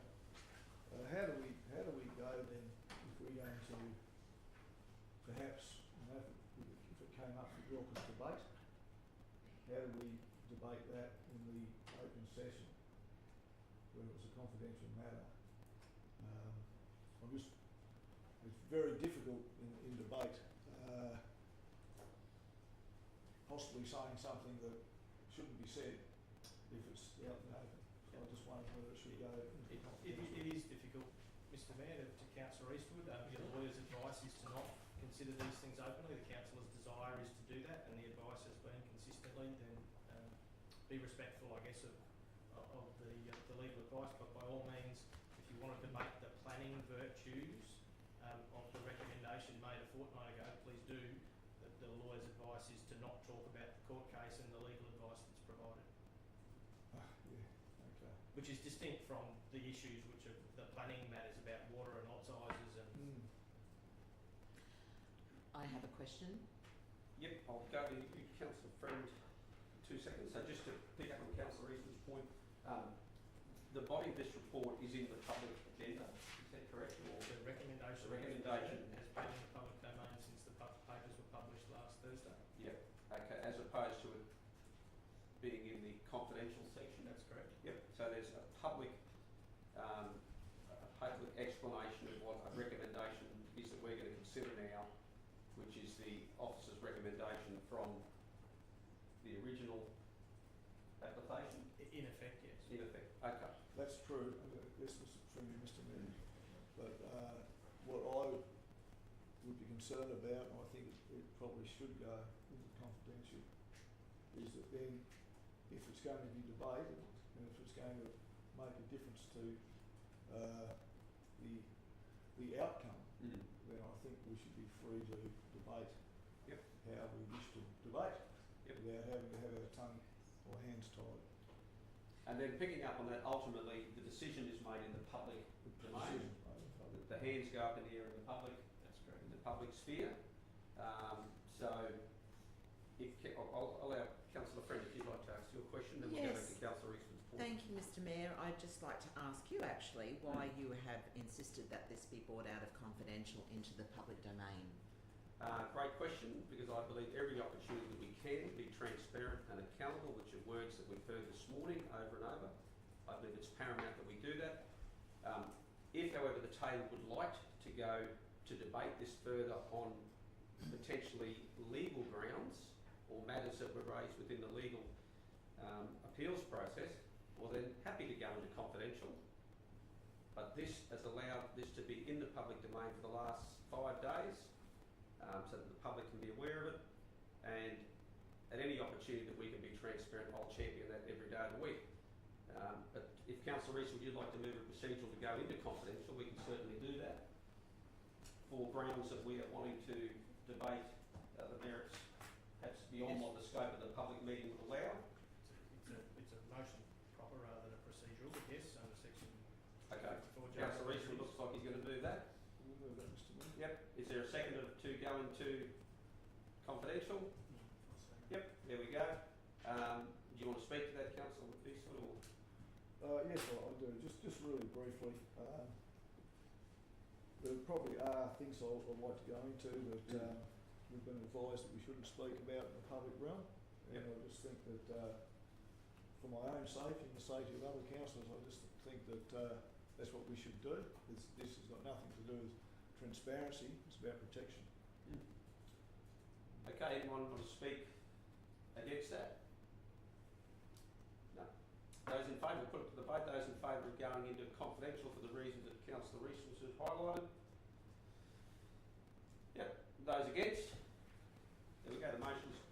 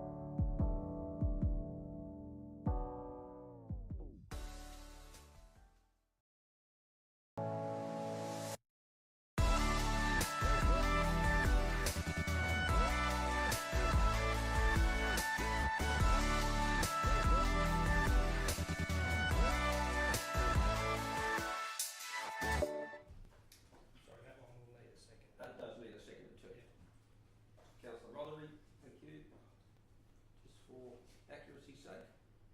Yeah, in and out of closed session is not a procedure.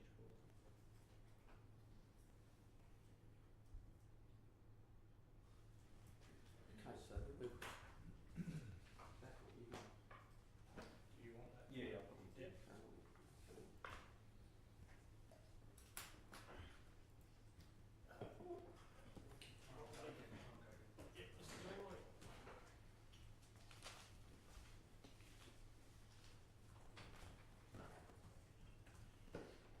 So what on this again, under, right, it's at 15.2, wasn't it?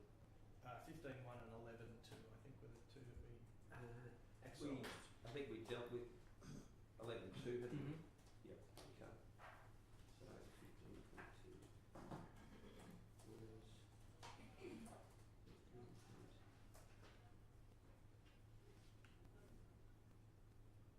Which one are we up to? Probably still not. No, it's not 15.2, Yeah. that's 6 months up, that would be 15. 15.1. 15.1. Perhaps is the- Yeah, no. Whose idea was this? Committees.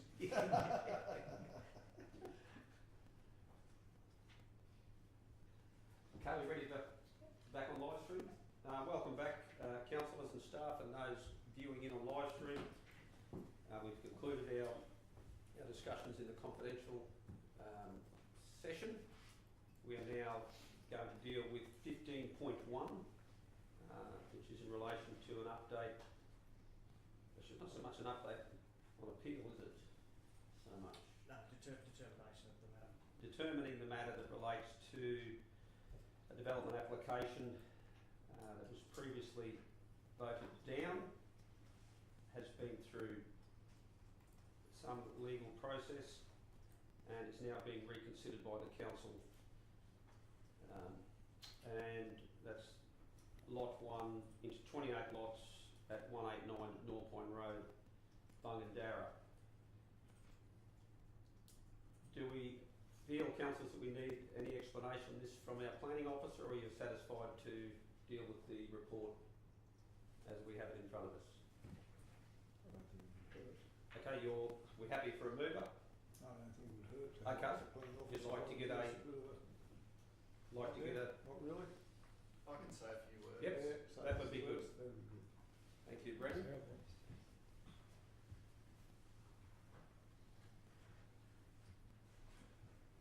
Good afternoon, Mayor and Councillors. So the recommendation reflects the reasons for the decision which are included in the original recommendation that went to the councillors late last year.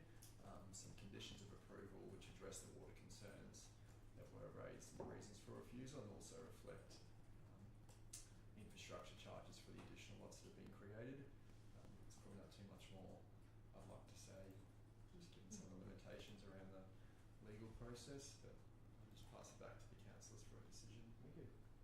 Thank you, Brennan. Councillors, do we have a mover for this particular report? I'm happy to move it, Mr Mayor. Okay, Councillor Eastwood's moving. Do we have a seconder? Yeah, I'll second that. Councillor Roderick is seconding that. Just keep the screen on if it's... Yeah, okay. Being mindful of the requirements for confidentiality in relation to the legal discussions taking place, does anyone want to speak to the motion on its, the merits of the actual application, or would you just like to go to the vote? I'm happy to go to the vote. If no one's speaking for, anyone speaking against? No, we'll go to the vote. Those in favour? Those against? Thank you very much, councillors. For the benefit of our broader community, I have a statement prepared to read out, which hopefully provides some further clarity. I'd like to thank you, councillors, for making a decision today. For the benefit of those in attendance today and those who are listening in, I'd like to provide some further context by recognising the legal advice that council received about its grounds for refusal. Unfortunately, council had no choice but to accept that its grounds were not strong.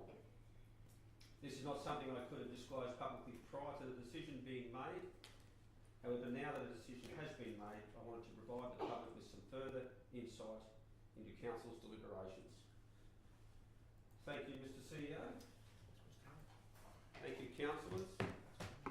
We'll now move on to what have we got next on the agenda there, which is probably easier to follow on the screen. Thank you. That would be 12.1. Response to notice of motion Cuvée Master Plan. We have a recommendation there that council notes the recommendations of the Infrastructure Committee on 4th of June 2024. We could perhaps hand over to that Infrastructure Committee if they want to take the lead from there. Mr Mayor, I'm happy to offer a bit of That'd be commentary. So there's two parallel threads running on this particular matter. So the Infrastructure Committee recommendations, which were adopted prior to the break, established that the council's priorities are in roadworks as opposed to park improvements here. We had this parallel thread running that was laid on the table at the last council meeting.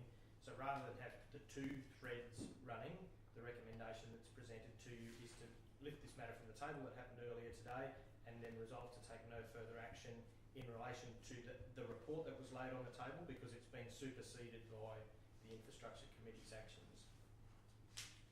Okay. Is that clear for councillors? So what do we do? Just a motion to move it on and that's it? As recommended. Yep. So we just need a mover. Well, I just wondered whether it was appropriate for the Infrastructure Committee if they wanted to. Sorry, it's a report to the council. So the Mayor wants to invite a proposer, and that might well be one of the Infrastructure Committee chairs. But it's as recommended on the board. It calls up the earlier Infrastructure Committee, but it is an independent resolution. So happy for anybody to move or second if they'd like. Okay, so Councillor Watson's going to move. Councillor Friend is seconding. Would you like to speak to the recommendation, Councillor Watson? No, I don't see any. Anyone want to speak against? No. We'll put that to the vote. Those in favour? That's unanimous. Thank you, councillors. Takes us to 12.2. Policy review, council facilities and expenses policy. The recommendation that council resolves to adopt the revised council facilities and expenses policy as attached version 8 draft. I think there was some clarity there from Amanda. There was, Mr Mayor. So councillors have a hard copy. The recommendation is to adopt the revised council facilities and expenses policy version 8. The change, as is noted in the report, comes on page 8 of the policy, which relates to item 5.10.1. So the precursor to what's recommended to you provided for a vehicle allowance to be payable to the Mayor. What this amendment seeks to do is to restore a provision that existed prior to the 2020 election, which was in lieu of that allowance that the council provide a fully serviced four-wheel drive wagon to the Mayor for business and reasonable private use. So that is the proposed inclusion. My apologies, the attachment which makes that addition actually omitted item 2, which pre-existed that, which was about the vehicle allowance. So the intention is for both of those to remain as is shown in the hard copy, and that it's either or of those options are available to the Mayor. Yep, and I'm happy to move that, councillors, given that I requested it to be reconsidered. So happy to move that and happy to answer any questions that you feel are relevant to that particular matter. Thank you, Mr Mayor. I've got just a couple of questions. So when we're looking at the vehicle, perhaps they're not to you, perhaps they might be to the CEO. Is the vehicle going to be part of the fleet, I know, with exclusive use for the Mayor, or do we have to purchase a new vehicle? So will that be leased or purchased? Most likely outright purchase, I would think. Councillor Friend, we haven't explored the options yet, but I would think it's an outright purchase, and then fleet will the Mayor's office budget will pay a plant hire rate to our fleet business as for all the other vehicles across the organisation. Okay, thank you very much. And is there any money in the 23-24 budget? Sorry, 24, 25. The coming up budget? Yes, The next year's the coming budget? up budget. So there will be a vehicle allowance, it's a little over $20,000 a year currently for the mayor. That will be used then for plant hire rather than paying a vehicle allowance to the mayor.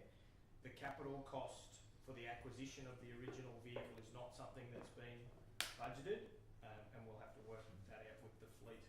And I think Andrew intends to bring some solution back for that. Sure. Yeah, May I ask what sort of vehicle we're looking at? Says in there a four-wheel drive wagon. Yeah, well, what's that? Happy to have whatever it is. Is it a Jimny? Is like it comes in a wagon? What are we talking about? What would you like it to be? Oh, I suggest it be a Corolla. A Corolla, four-wheel drive wagon? No, I'm just wondering why you need four-wheel drive when we've got plenty of them in the around. That's all. I'm just trying to work out what you're actually thinking. That's all. I know that when many years ago when my parents were councillors, they tried to push through those charades, which I thought was a bit sad, but I'm just wondering if you actually need the four-wheel drive wagon. Does it have to be a four-wheel drive wagon is what I'm trying to find out. Just trying to find out what you're thinking of for a vehicle. That's all. Because obviously you've got something in mind. I've got in mind that the mayor should have the option, which the previous mayor had an option of a four-wheel drive wagon, and then the next mayor changed it to taking the $20,000. I'm saying why not have both of those as options in your policy, so whoever is sitting in the role of mayor can make themselves available either of either of those two options. And another question, thank you, Mayor. Is it up to $60,000 or is it over $60,000? Is there an amount? Is there an amount?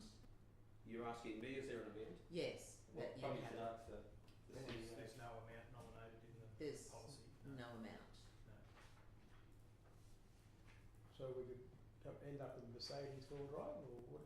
I mean, I'm just trying to get an idea of what we're doing. Like, that's all. I mean, like, it's a bit of an open-ended So question. for that's all. example, the former mayor had a Mitsubishi Pajero. Oh, okay. That vehicle's valued somewhere in the vicinity of $60,000, if that helps people process things. Okay. Like all other plant purchases, our fleet will look for the most cost-effective acquisition that suits the needs of the user. All right. I just thought you might have had something in mind. That's all. Just a fit-for-purpose vehicle, ultimately. So there's a mover there, just so we can keep things moving along. Is there a seconder? Can I just ask another question? You certainly can. Could this possibly end up being similar cost to what it is for the mayor to get his vehicle allowance, or will it be more or less? Or Well, I imagine it's a fuel vehicle, so council will be paying for the fuel. Is that right? Yes. Yes. As I said, so currently there is an operating budget of $20,000 and a bit a year that is paid to the mayor for a vehicle allowance. That will be adequate for the plant hire rates, assuming acquisition of a not dissimilar vehicle to that existed in the fleet like that previously. That will be adequate for those purposes. The bit that's missing is the capital cost, that the initial purchase. Andrea will develop a solution for that. And it's not this has been the same all the years I was in council before, well not all the years, but all the years council since the allocation, until Andy came along and wanted to use his own car. It was just taken. Okay, do we have a seconder at all? I'll have a second. Okay, anyone will speak for the motion? Look, I'll speak for the motion, Mr. Mayor. I've given it some thought because it's important that you, as Livingstone Shire Mayor, be seen in an appropriate vehicle. Yes, and I'm sure that there will be dignitaries that you will be eventually chauffeuring here and there, and I can't see them being chauffeured in your current vehicle. No offence. So, is it roadworthy? all right, thank you. I'll speak for as well. I'm just. Thank you, Councillor. I'll speak for as well. Just again, with the amount of roads that you do have to travel, and especially a lot of them are non-bitumen as well. We've got Shoalwater Bay, which we're very closely affiliated with. I think no matter what time of the year, what weather permitting that you should be able to reach whatever location. So I think the forward drive is a necessity. Anyone further want to speak for or against? No. I'm happy just to believe it would be good for the mayor, whoever's sitting here, to be able to have the option of either either. That's really what this is about. Thank you very much. We'll put that to the vote. Those in favour? Those against? That was unanimous? Okay. That was unanimous. Thank you. Takes us on then to item 12.3, our operational plan, which is going to be presented by our Chief Financial Officer, Andrew Ellis. Thank you, Reid. Thanks, Mayor. Councillors, today I'm presenting the Q3 operational plan results. So as you'd be aware, but for members viewing, operational plans are intended to measure how the organisation is progressing the actions in the current financial year that are provided for within our current budget, with the objective of moving towards the organisation's objectives within the adopted corporate plan. So presently we have 70 performance measures. Of this, 6 items have been completed this year, 54 remain on track for delivery, 9 have been identified to be rescheduled for completion later, so that means that they had a completion date earlier within the current financial year, and 1 has been identified to be deferred completely into the next financial year, and that was the beach access decision following a council resolution on 1st of August. So overall, the performance is recorded, as reported, indicates that about 86%, so 60 out of 70 measures are either completed or on track for delivery. Thank you. Lovely. A couple of questions, Mr. Thank you. Mayor. Yes, Councillor Friend. Just looking at Livingstone 1.1.1a, it says that the complete a structure plan for Toowoomba and Hidden Valley structure plan completed will be presented to the June ordinary meeting, which we're currently sitting at. So where is that up to? We'll just push that back 1 month with the changing of the duties, councillor, so that will come next month. Okay, thank you. And one other one under Thriving Livingstone, because there's no page numbers on these. It's 2.4.3a. Says it's to revise the arts and culture policy. This is to be finalised June 24, and I just wondered where this was up to. Sorry, through the chair, it's currently sitting with procurement for double checking, and will be, as I said, brought back again. Lovely, thank you very much. Any further questions, councillors? If not, someone like to move the report. Thank you, Councillor Friend. Do we have a seconder there? I'm happy to go to Councillor Walkland to second that. Any need for debate, councillors? No, we'll put that to the vote. Those in favour? Thank you very much. And we've got 12.4, so Andrew, we continue with that. Thank you. I'm here for a few more. Thank you, Mayor. So, councillors, you know that there's actually 2 parts to this month. So, and I'll talk to both of those at the same time.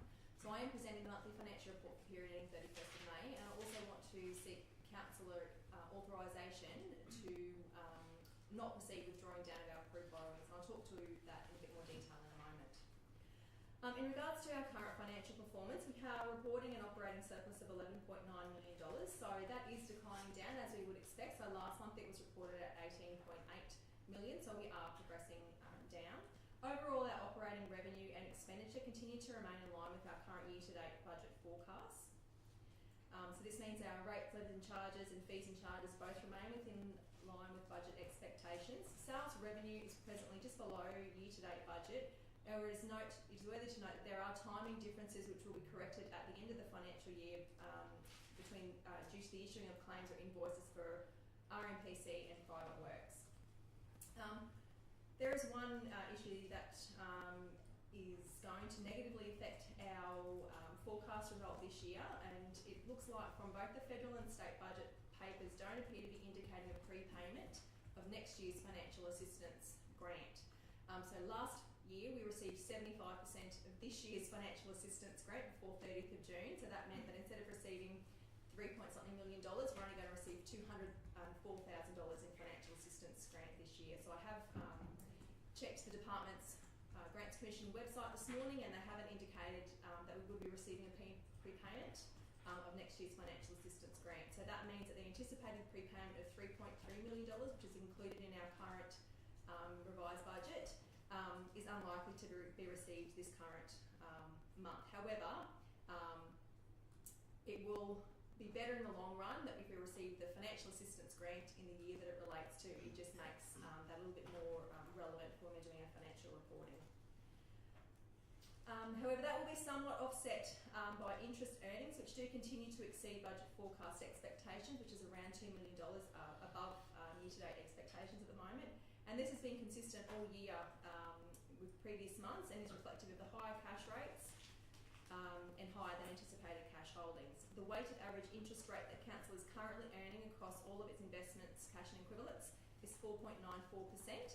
Which does exceed our target rate of 4.85, which is the cash rate plus an additional margin of 0.5%. Okay, during the month of March, we had one investment maturing, which was then reinvested with a different financial institution for 6 months at 5.2%. On the expenditure side, employee costs, whilst they are in line with year-to-date budget and has included adjustments for employee provisions at half year, it is below budget.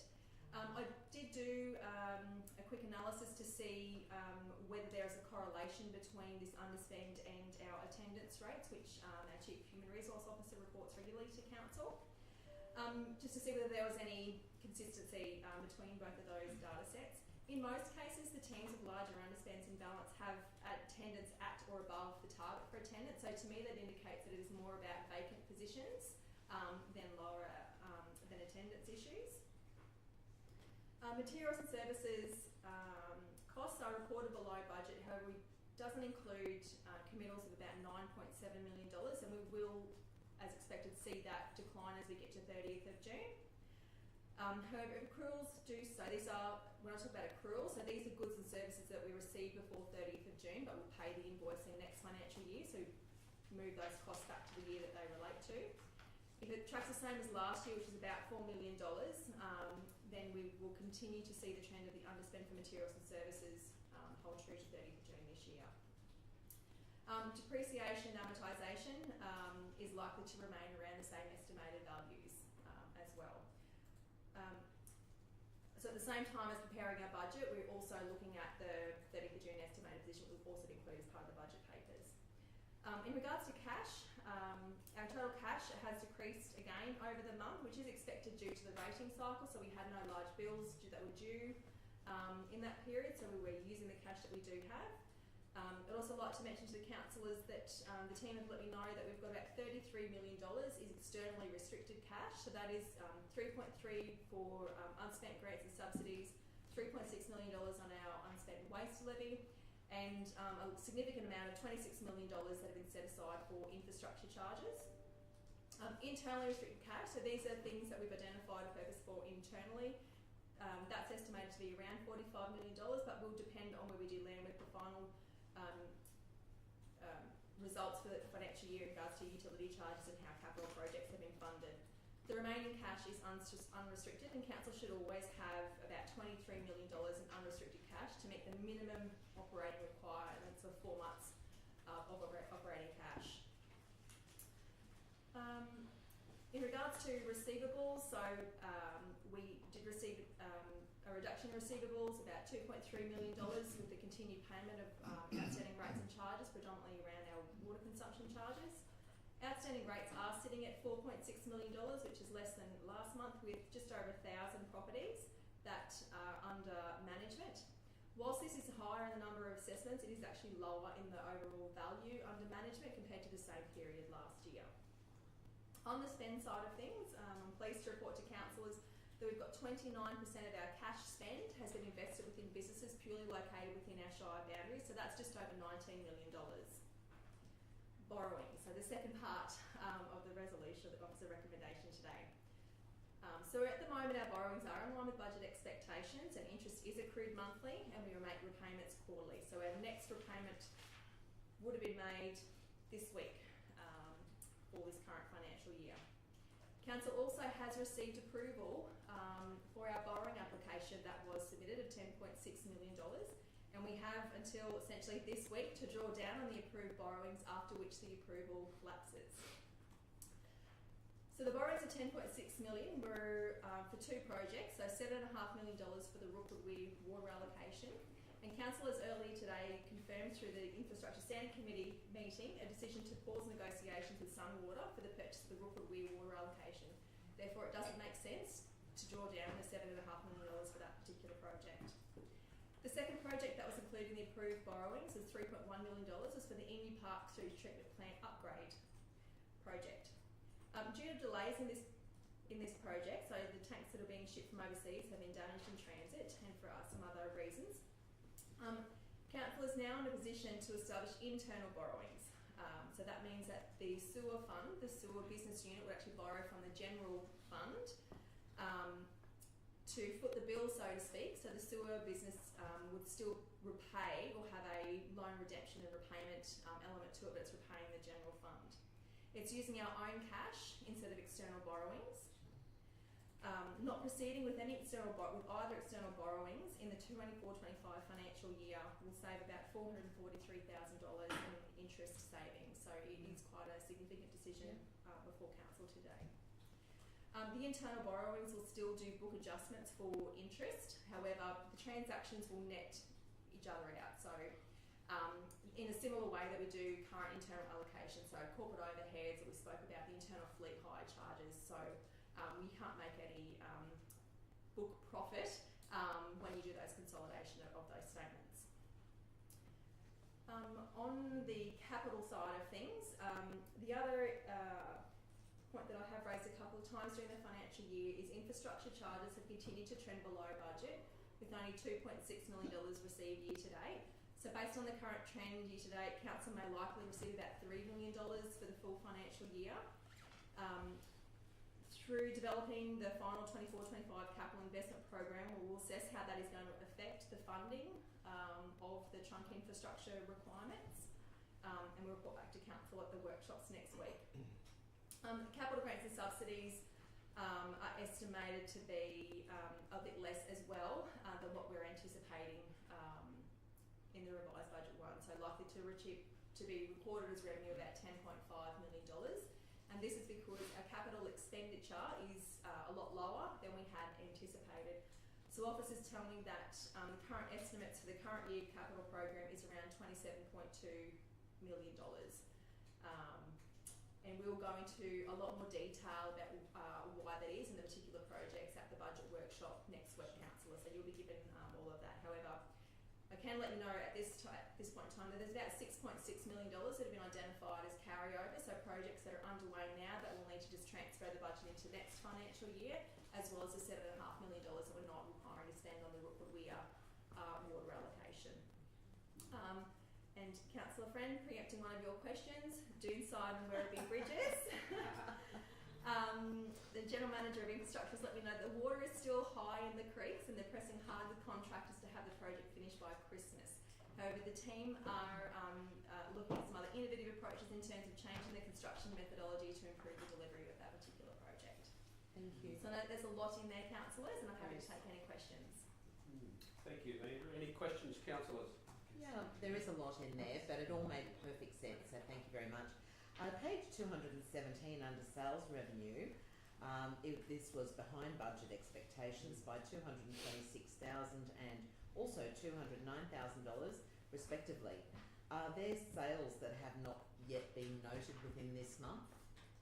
So, yeah, really good question. I didn't have the exact numbers for me on hand, but I understand that there's a number of properties that are due to settle in the month of June, which should fix up that gap. Thank you.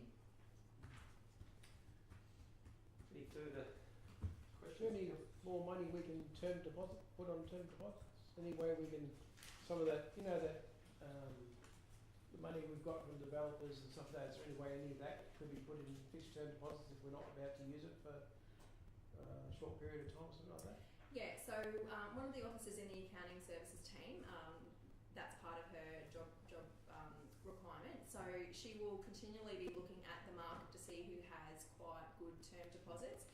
We do already receive quite a good interest rate from just holding with our current banker. So they essentially give us 4.85% return by just leaving our money in our bank account. Okay. I understand. So, So it's not really worth the... No, so if we can beat that, then we certainly look at those opportunities. All right, thank you. Thank you, Ian. No further questions. Is someone like to move receiving the report? Councillor Watson. You get a second to Councillor Friend. Would you like to speak to that report, Councillor Watson? I don't need to try to replicate what Andrea said.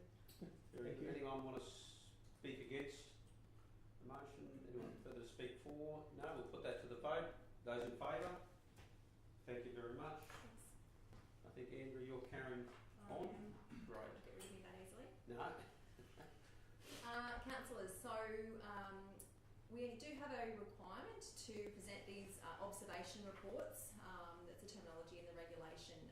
At the moment, council auditors are always the Queensland Audit Office, and this year they have opted to retain the engagement themselves as opposed to contracting out, has been the case since 2014. So QAO, with their first engagement, have actually provided a report for Council which is based on their initial findings from their planning visit earlier this year. The purpose of this visit is to look at the key internal controls across the organisation that they intend to rely on in auditing the 23-24 financial statements. The report does note there are 6 deficiencies, so 3 new deficiencies and 3 that are from the prior year. However, 1 is considered closed pending audit clearance, and 2 other matters or business improvement opportunities have been identified. So the early indication that does actually allow council to implement appropriate internal controls in advance of their final visit in September.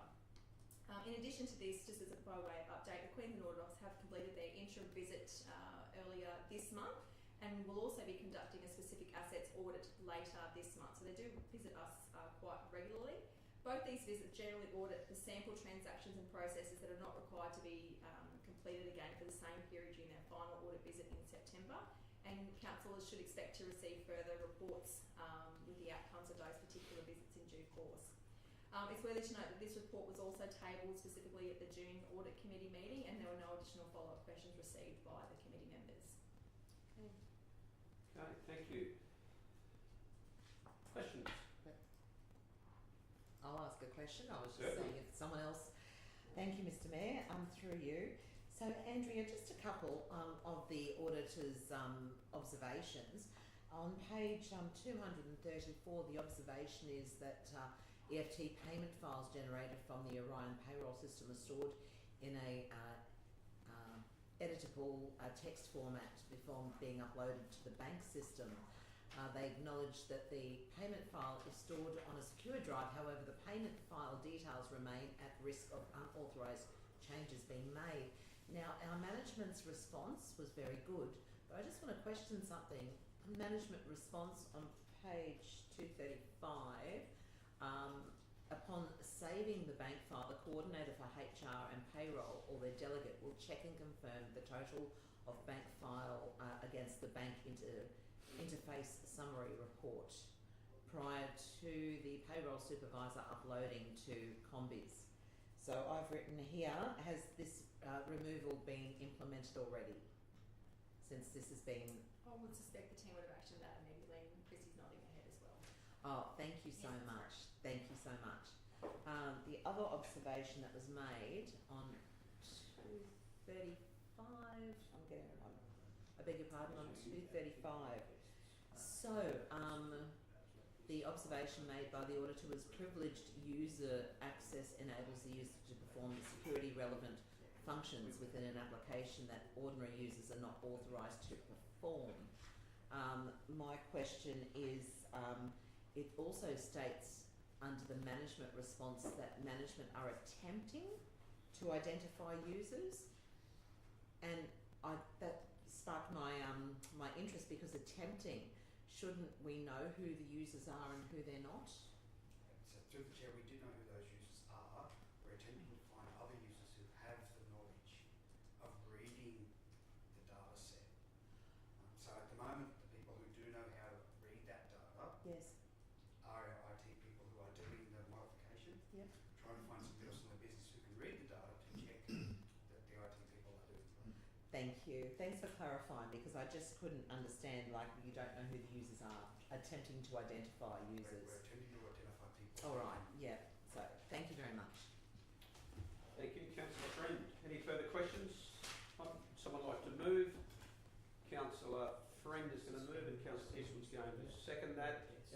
debate, councillors. We'll go straight to the vote. Those in favour of receiving the report, that's unanimous with those that are here. Thank you.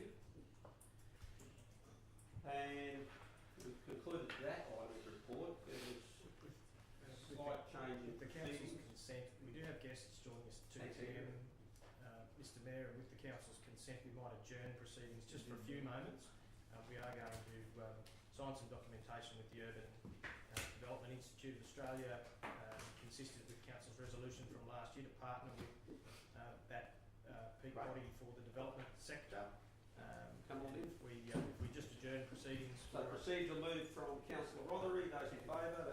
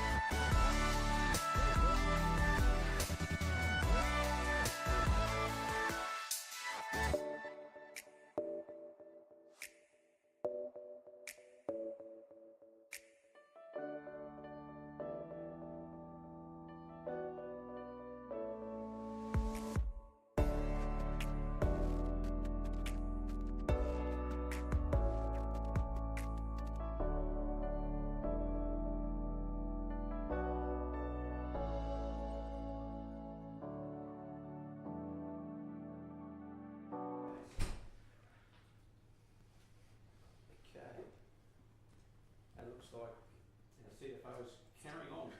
Excellent. Two reports. So councillors, I'm just seeking your advice for support or otherwise on whether or not we will be sending something to the Department of Resources about whether council should undergo another valuation for the next subsequent financial year. So even though a response was required on the 24th of May, the Department of Resources advised us that they will accept council's response this week. Looking at history, it does appear that every second year council will have a valuation, whether or not they take on board our feedback. So just looking for councillors' direction on whether you would suggest that we write to the department and say evaluation should occur or otherwise. Okay. So Andrew, you're asking us whether you feel we should write to the valuer or not write to the valuer. I mean, in an ideal, if they could do a valuation every year would be great because it does minimise the impact that we're going to see with this year's valuations. However, we'll be writing to them that at Oxford National, that a valuation not be undertaken. That's your recommendation, not to undertake valuation for the forthcoming year? Yeah. Yep, okay. Councillors, are there any questions? Yes. Yes. Andrea, these are typically it's been every 2 years for Livingstone, but are these in other councils and local government areas every year, 12 months? I don't know if they do any council every single year. I have worked at a council where they did them for 3 years in succession due to the volatility of the market. So they will look at a case-by-case basis depending on the volatility of particular markets act within particular circumstances. Sure. That was certainly challenging to work through. Yes. And what you're suggesting? When was the last valuation? Last year. Yes, it will be effective for next year's valuations. Sure. And rates, I should say. Okay. And you're advising not to. Go ahead.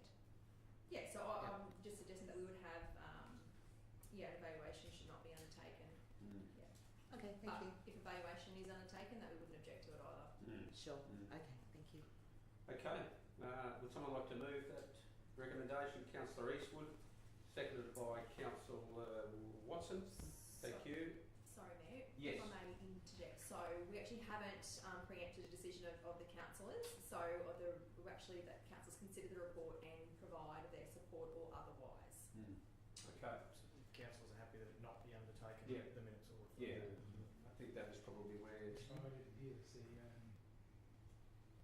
answer was not be undertaken, and the minutes will reflect that. Yeah. So that we're clear on that. So we're not going to be supporting evaluation undertaken this year.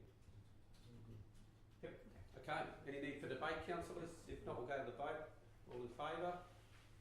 That's unanimous from those that are here. Thank you. We'll move on. Andrew, 12.7. Your last one. Okay, councillors. So each year we bring this report to the table looking for councillors to satisfy themselves that we have a whole suite of suppliers that we engage for a whole variety of reasons, that they would be exceptions to the normal purchasing rules around entering into medium or large size contractual arrangement. That basically means that we wouldn't necessarily go out to quote or tender for these particular suppliers. So we have provided a very extensive list of the suppliers, the reason that the types of services that we use these particular suppliers for, as well as the two types of exceptions that would be applicable here in section 235. There are a couple of new suppliers to the list, so they are objective leader. So we use these guys in a fabulous job of leadership facilitation and continuity of training of officers. That is proven quite beneficial to the organisation. Seek Australia, so that's the confidential nature of recruitment services. Grace Records Management, around the specialised and confidential nature that they do provide us around registering, storing, retrieving and digitisation of our records. Bellridge Proprietary Limited, so they supply a particular corporate application, and Quest, which is also another specialised corporate application. Happy to take any questions that councillors might have on the extensive list that's been provided. If there's no questions, then would someone like to move 12.7? Councillor Walcott, thank you, and we've got a second there in Councillor Eastwood. Thank you, Andrew, for that report. Any need for debate, councillors? No? We'll go straight to the vote. Those in favour? That's unanimous also. Thank you. Thanks, Andrea. Takes us to 12.8, I believe, nomination for special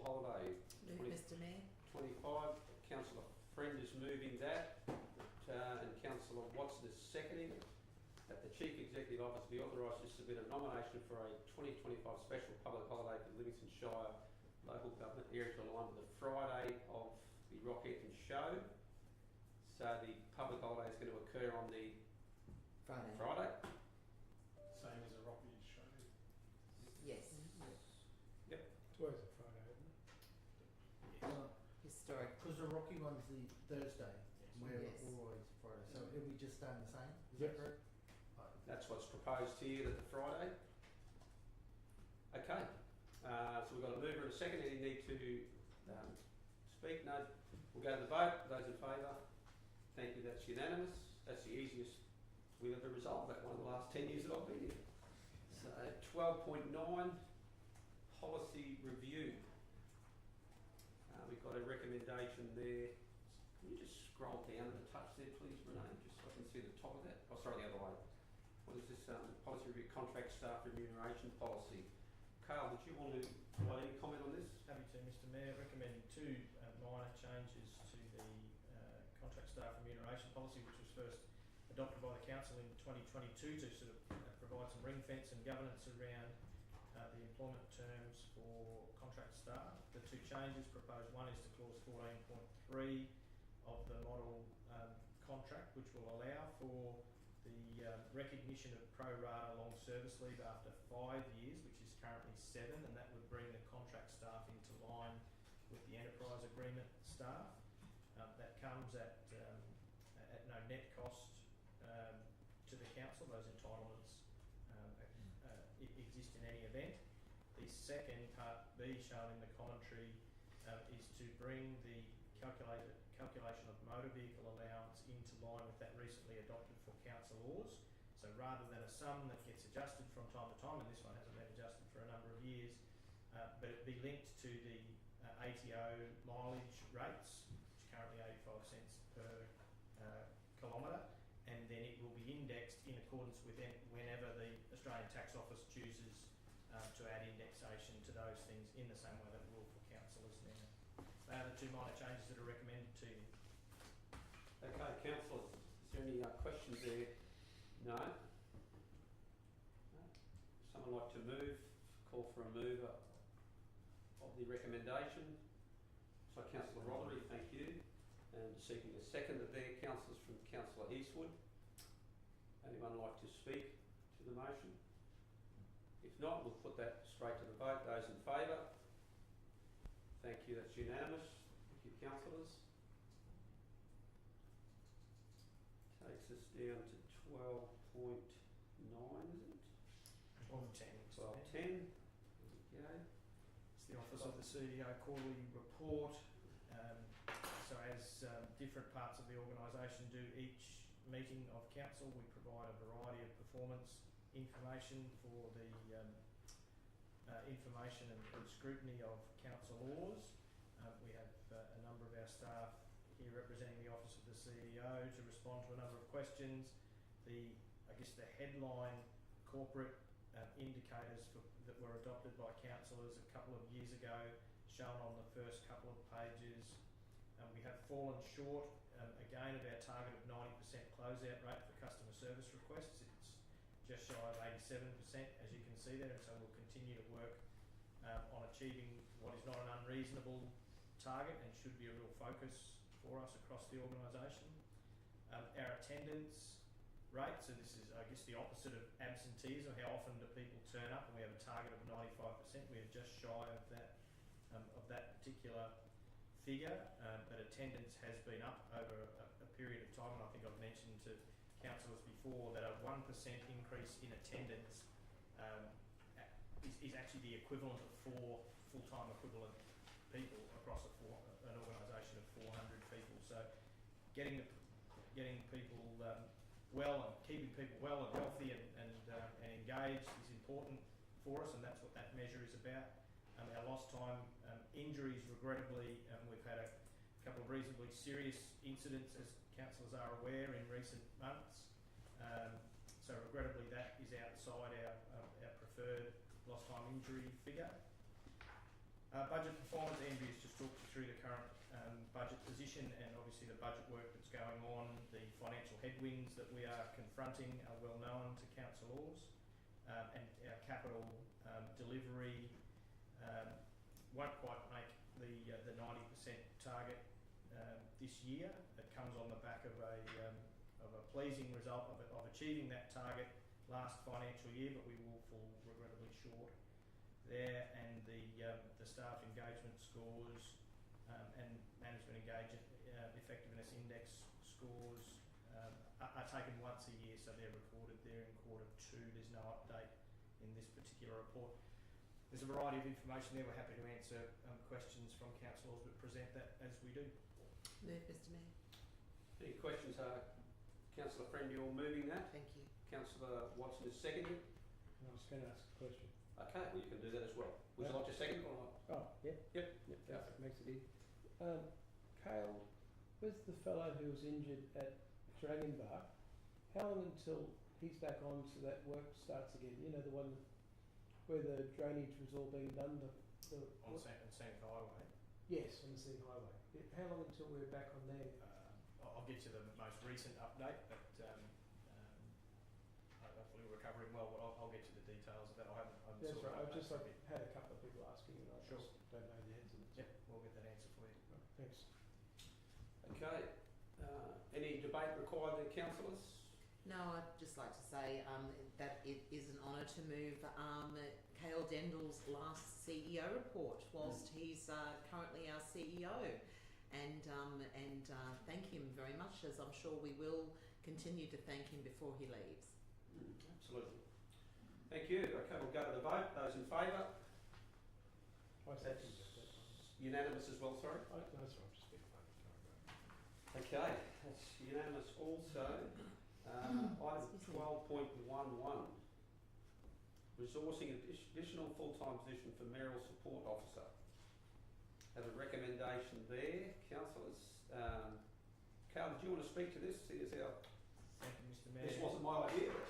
Thank you, Mr Mayor. I say that with all due respect. Officers seeking councillors' consent to increase the staff cap by one position to accommodate. So our intention is to restore the Mayor's office to a time when it had 4 positions in it, and our assessment of needs in that critical function is that we need to return to that. So our request and we can't approve full-time positions without the consent of council, so that recommendation is made to you.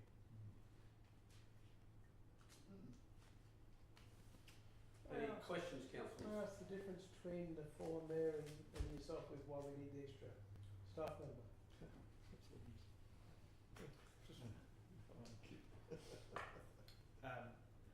My response, absolutely.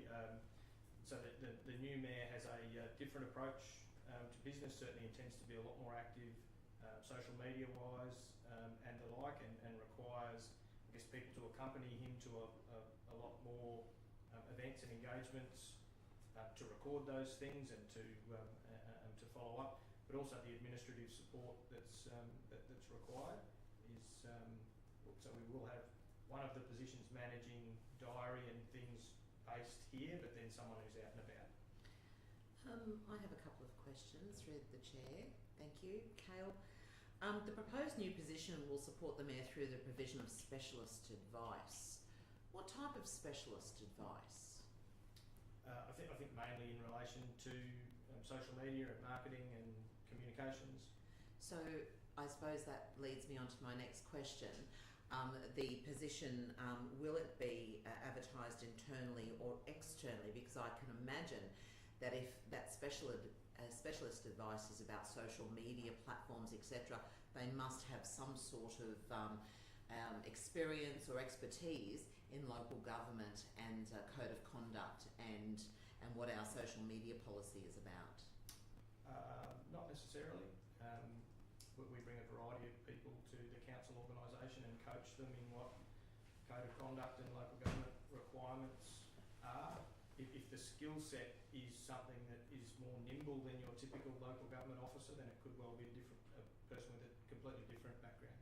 So are you going to be advertising internally or externally to begin with? I expect it'll be an external candidate. I don't know that for sure. I don't know our exact obligations around. So our enterprise agreement requires, if we think that there's someone suitable internally, our obligation is to advertise internally in the first instance. If our assessment is that's not the case, then it'll be advertised externally. And as I say, I suspect that might well be the case. And what level will this officer be on, and what is the approximate amount of salary? Bottom of page 304. Thank you. 340. Yes. Happy to move, Mr. So level 4. Yes. And so it doesn't give me the salary though. It gives me a link. Yep. So if you click on that link and look up level 4, it says it's a range from the 5th of November 2023, ranging from 80,000 to 85. Okay. Thank you. Thank you. Any further questions, councillors? Happy to move on, Mr. Mayor. Okay, we've got a mover there from Councillor Eastwood. Councillor Rother is going to second it. Anyone want to speak to the motion? Yeah, I'll speak to it, Mr. Mayor. Certainly. And I'm voting for this second assistant today, as I believe that this will actually alleviate any burden placed upon current staffing levels now with increased workloads.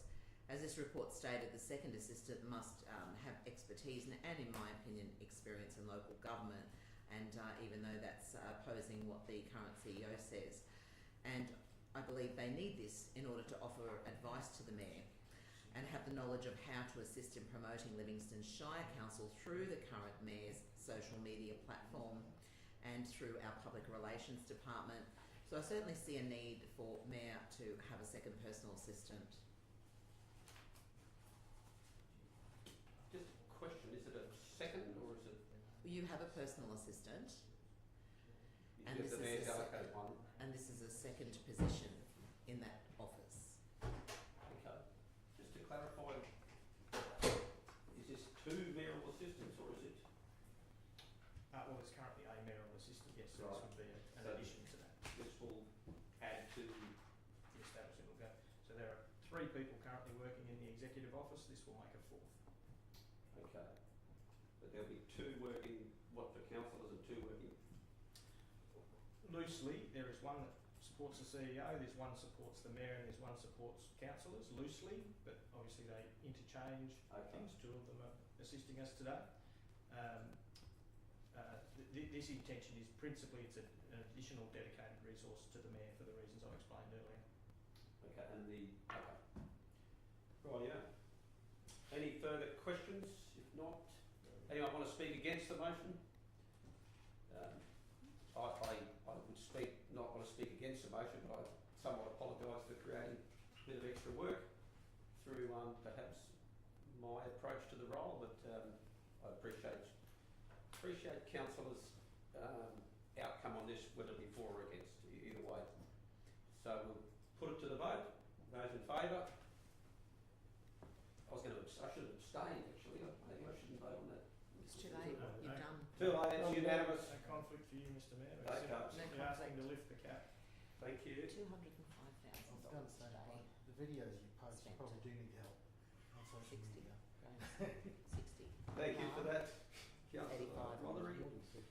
I know, initially. That concludes our reports. So Item 13, Audit Risk and Improvement Committee reports, we have nil. Item 14 is urgent business or questions. If there is any of that nature, now is the time to raise it. If there's not, an answer for you, Mr. Mayor, but I don't know that we'll have it before close. no, okay. That just about concludes our meeting. Not sure, okay. Councillor Eastwood, do you know whether the incident that occurred with the sailing tragedy, whether that name has been released publicly or not? Not that I know. I only found out through an acquaintance. So Okay. I guess councillors, based on that then, if I could just take the liberty, without releasing any names, but we're aware of a tragic sailing incident that occurred off our coastline, which involved, sadly, well, it's sad wherever they come from, but in our case, we believe that it was a local Yeppoon person who has been confirmed deceased without any names being released. And whilst we have heard unofficially, it would be improper obviously to quote that name, but I guess with your indulgence, if you wouldn't mind if we just had like a minute's silence just in reflection of those that are involved in that terrible incident, and our hearts and prayers go out to those families that are obviously suffering very deeply as a result of that loss, and our prayers go out to those who have been recovered. It has been. It has been released. The name has been released. Oh no, wrong one. Don't worry about it. Okay. So at this point, perhaps if you could just maybe whether you want to bow your head, you do whatever you like, but if we could just have a minute's silence in reflection, I'd very much appreciate that on behalf of those families.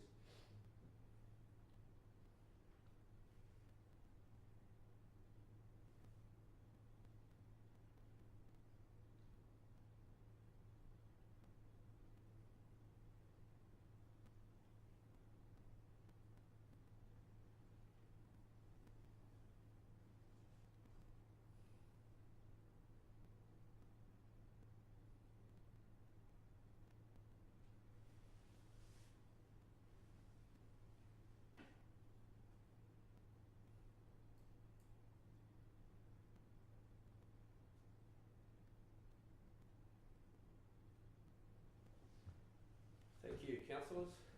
Thank you, Mr CEO and staff. That concludes our meeting, I believe. Thank you for those who have stood long in the gallery or sat long in the gallery today and endured our meeting. That is meeting closed for today. Enjoy the rest of the afternoon.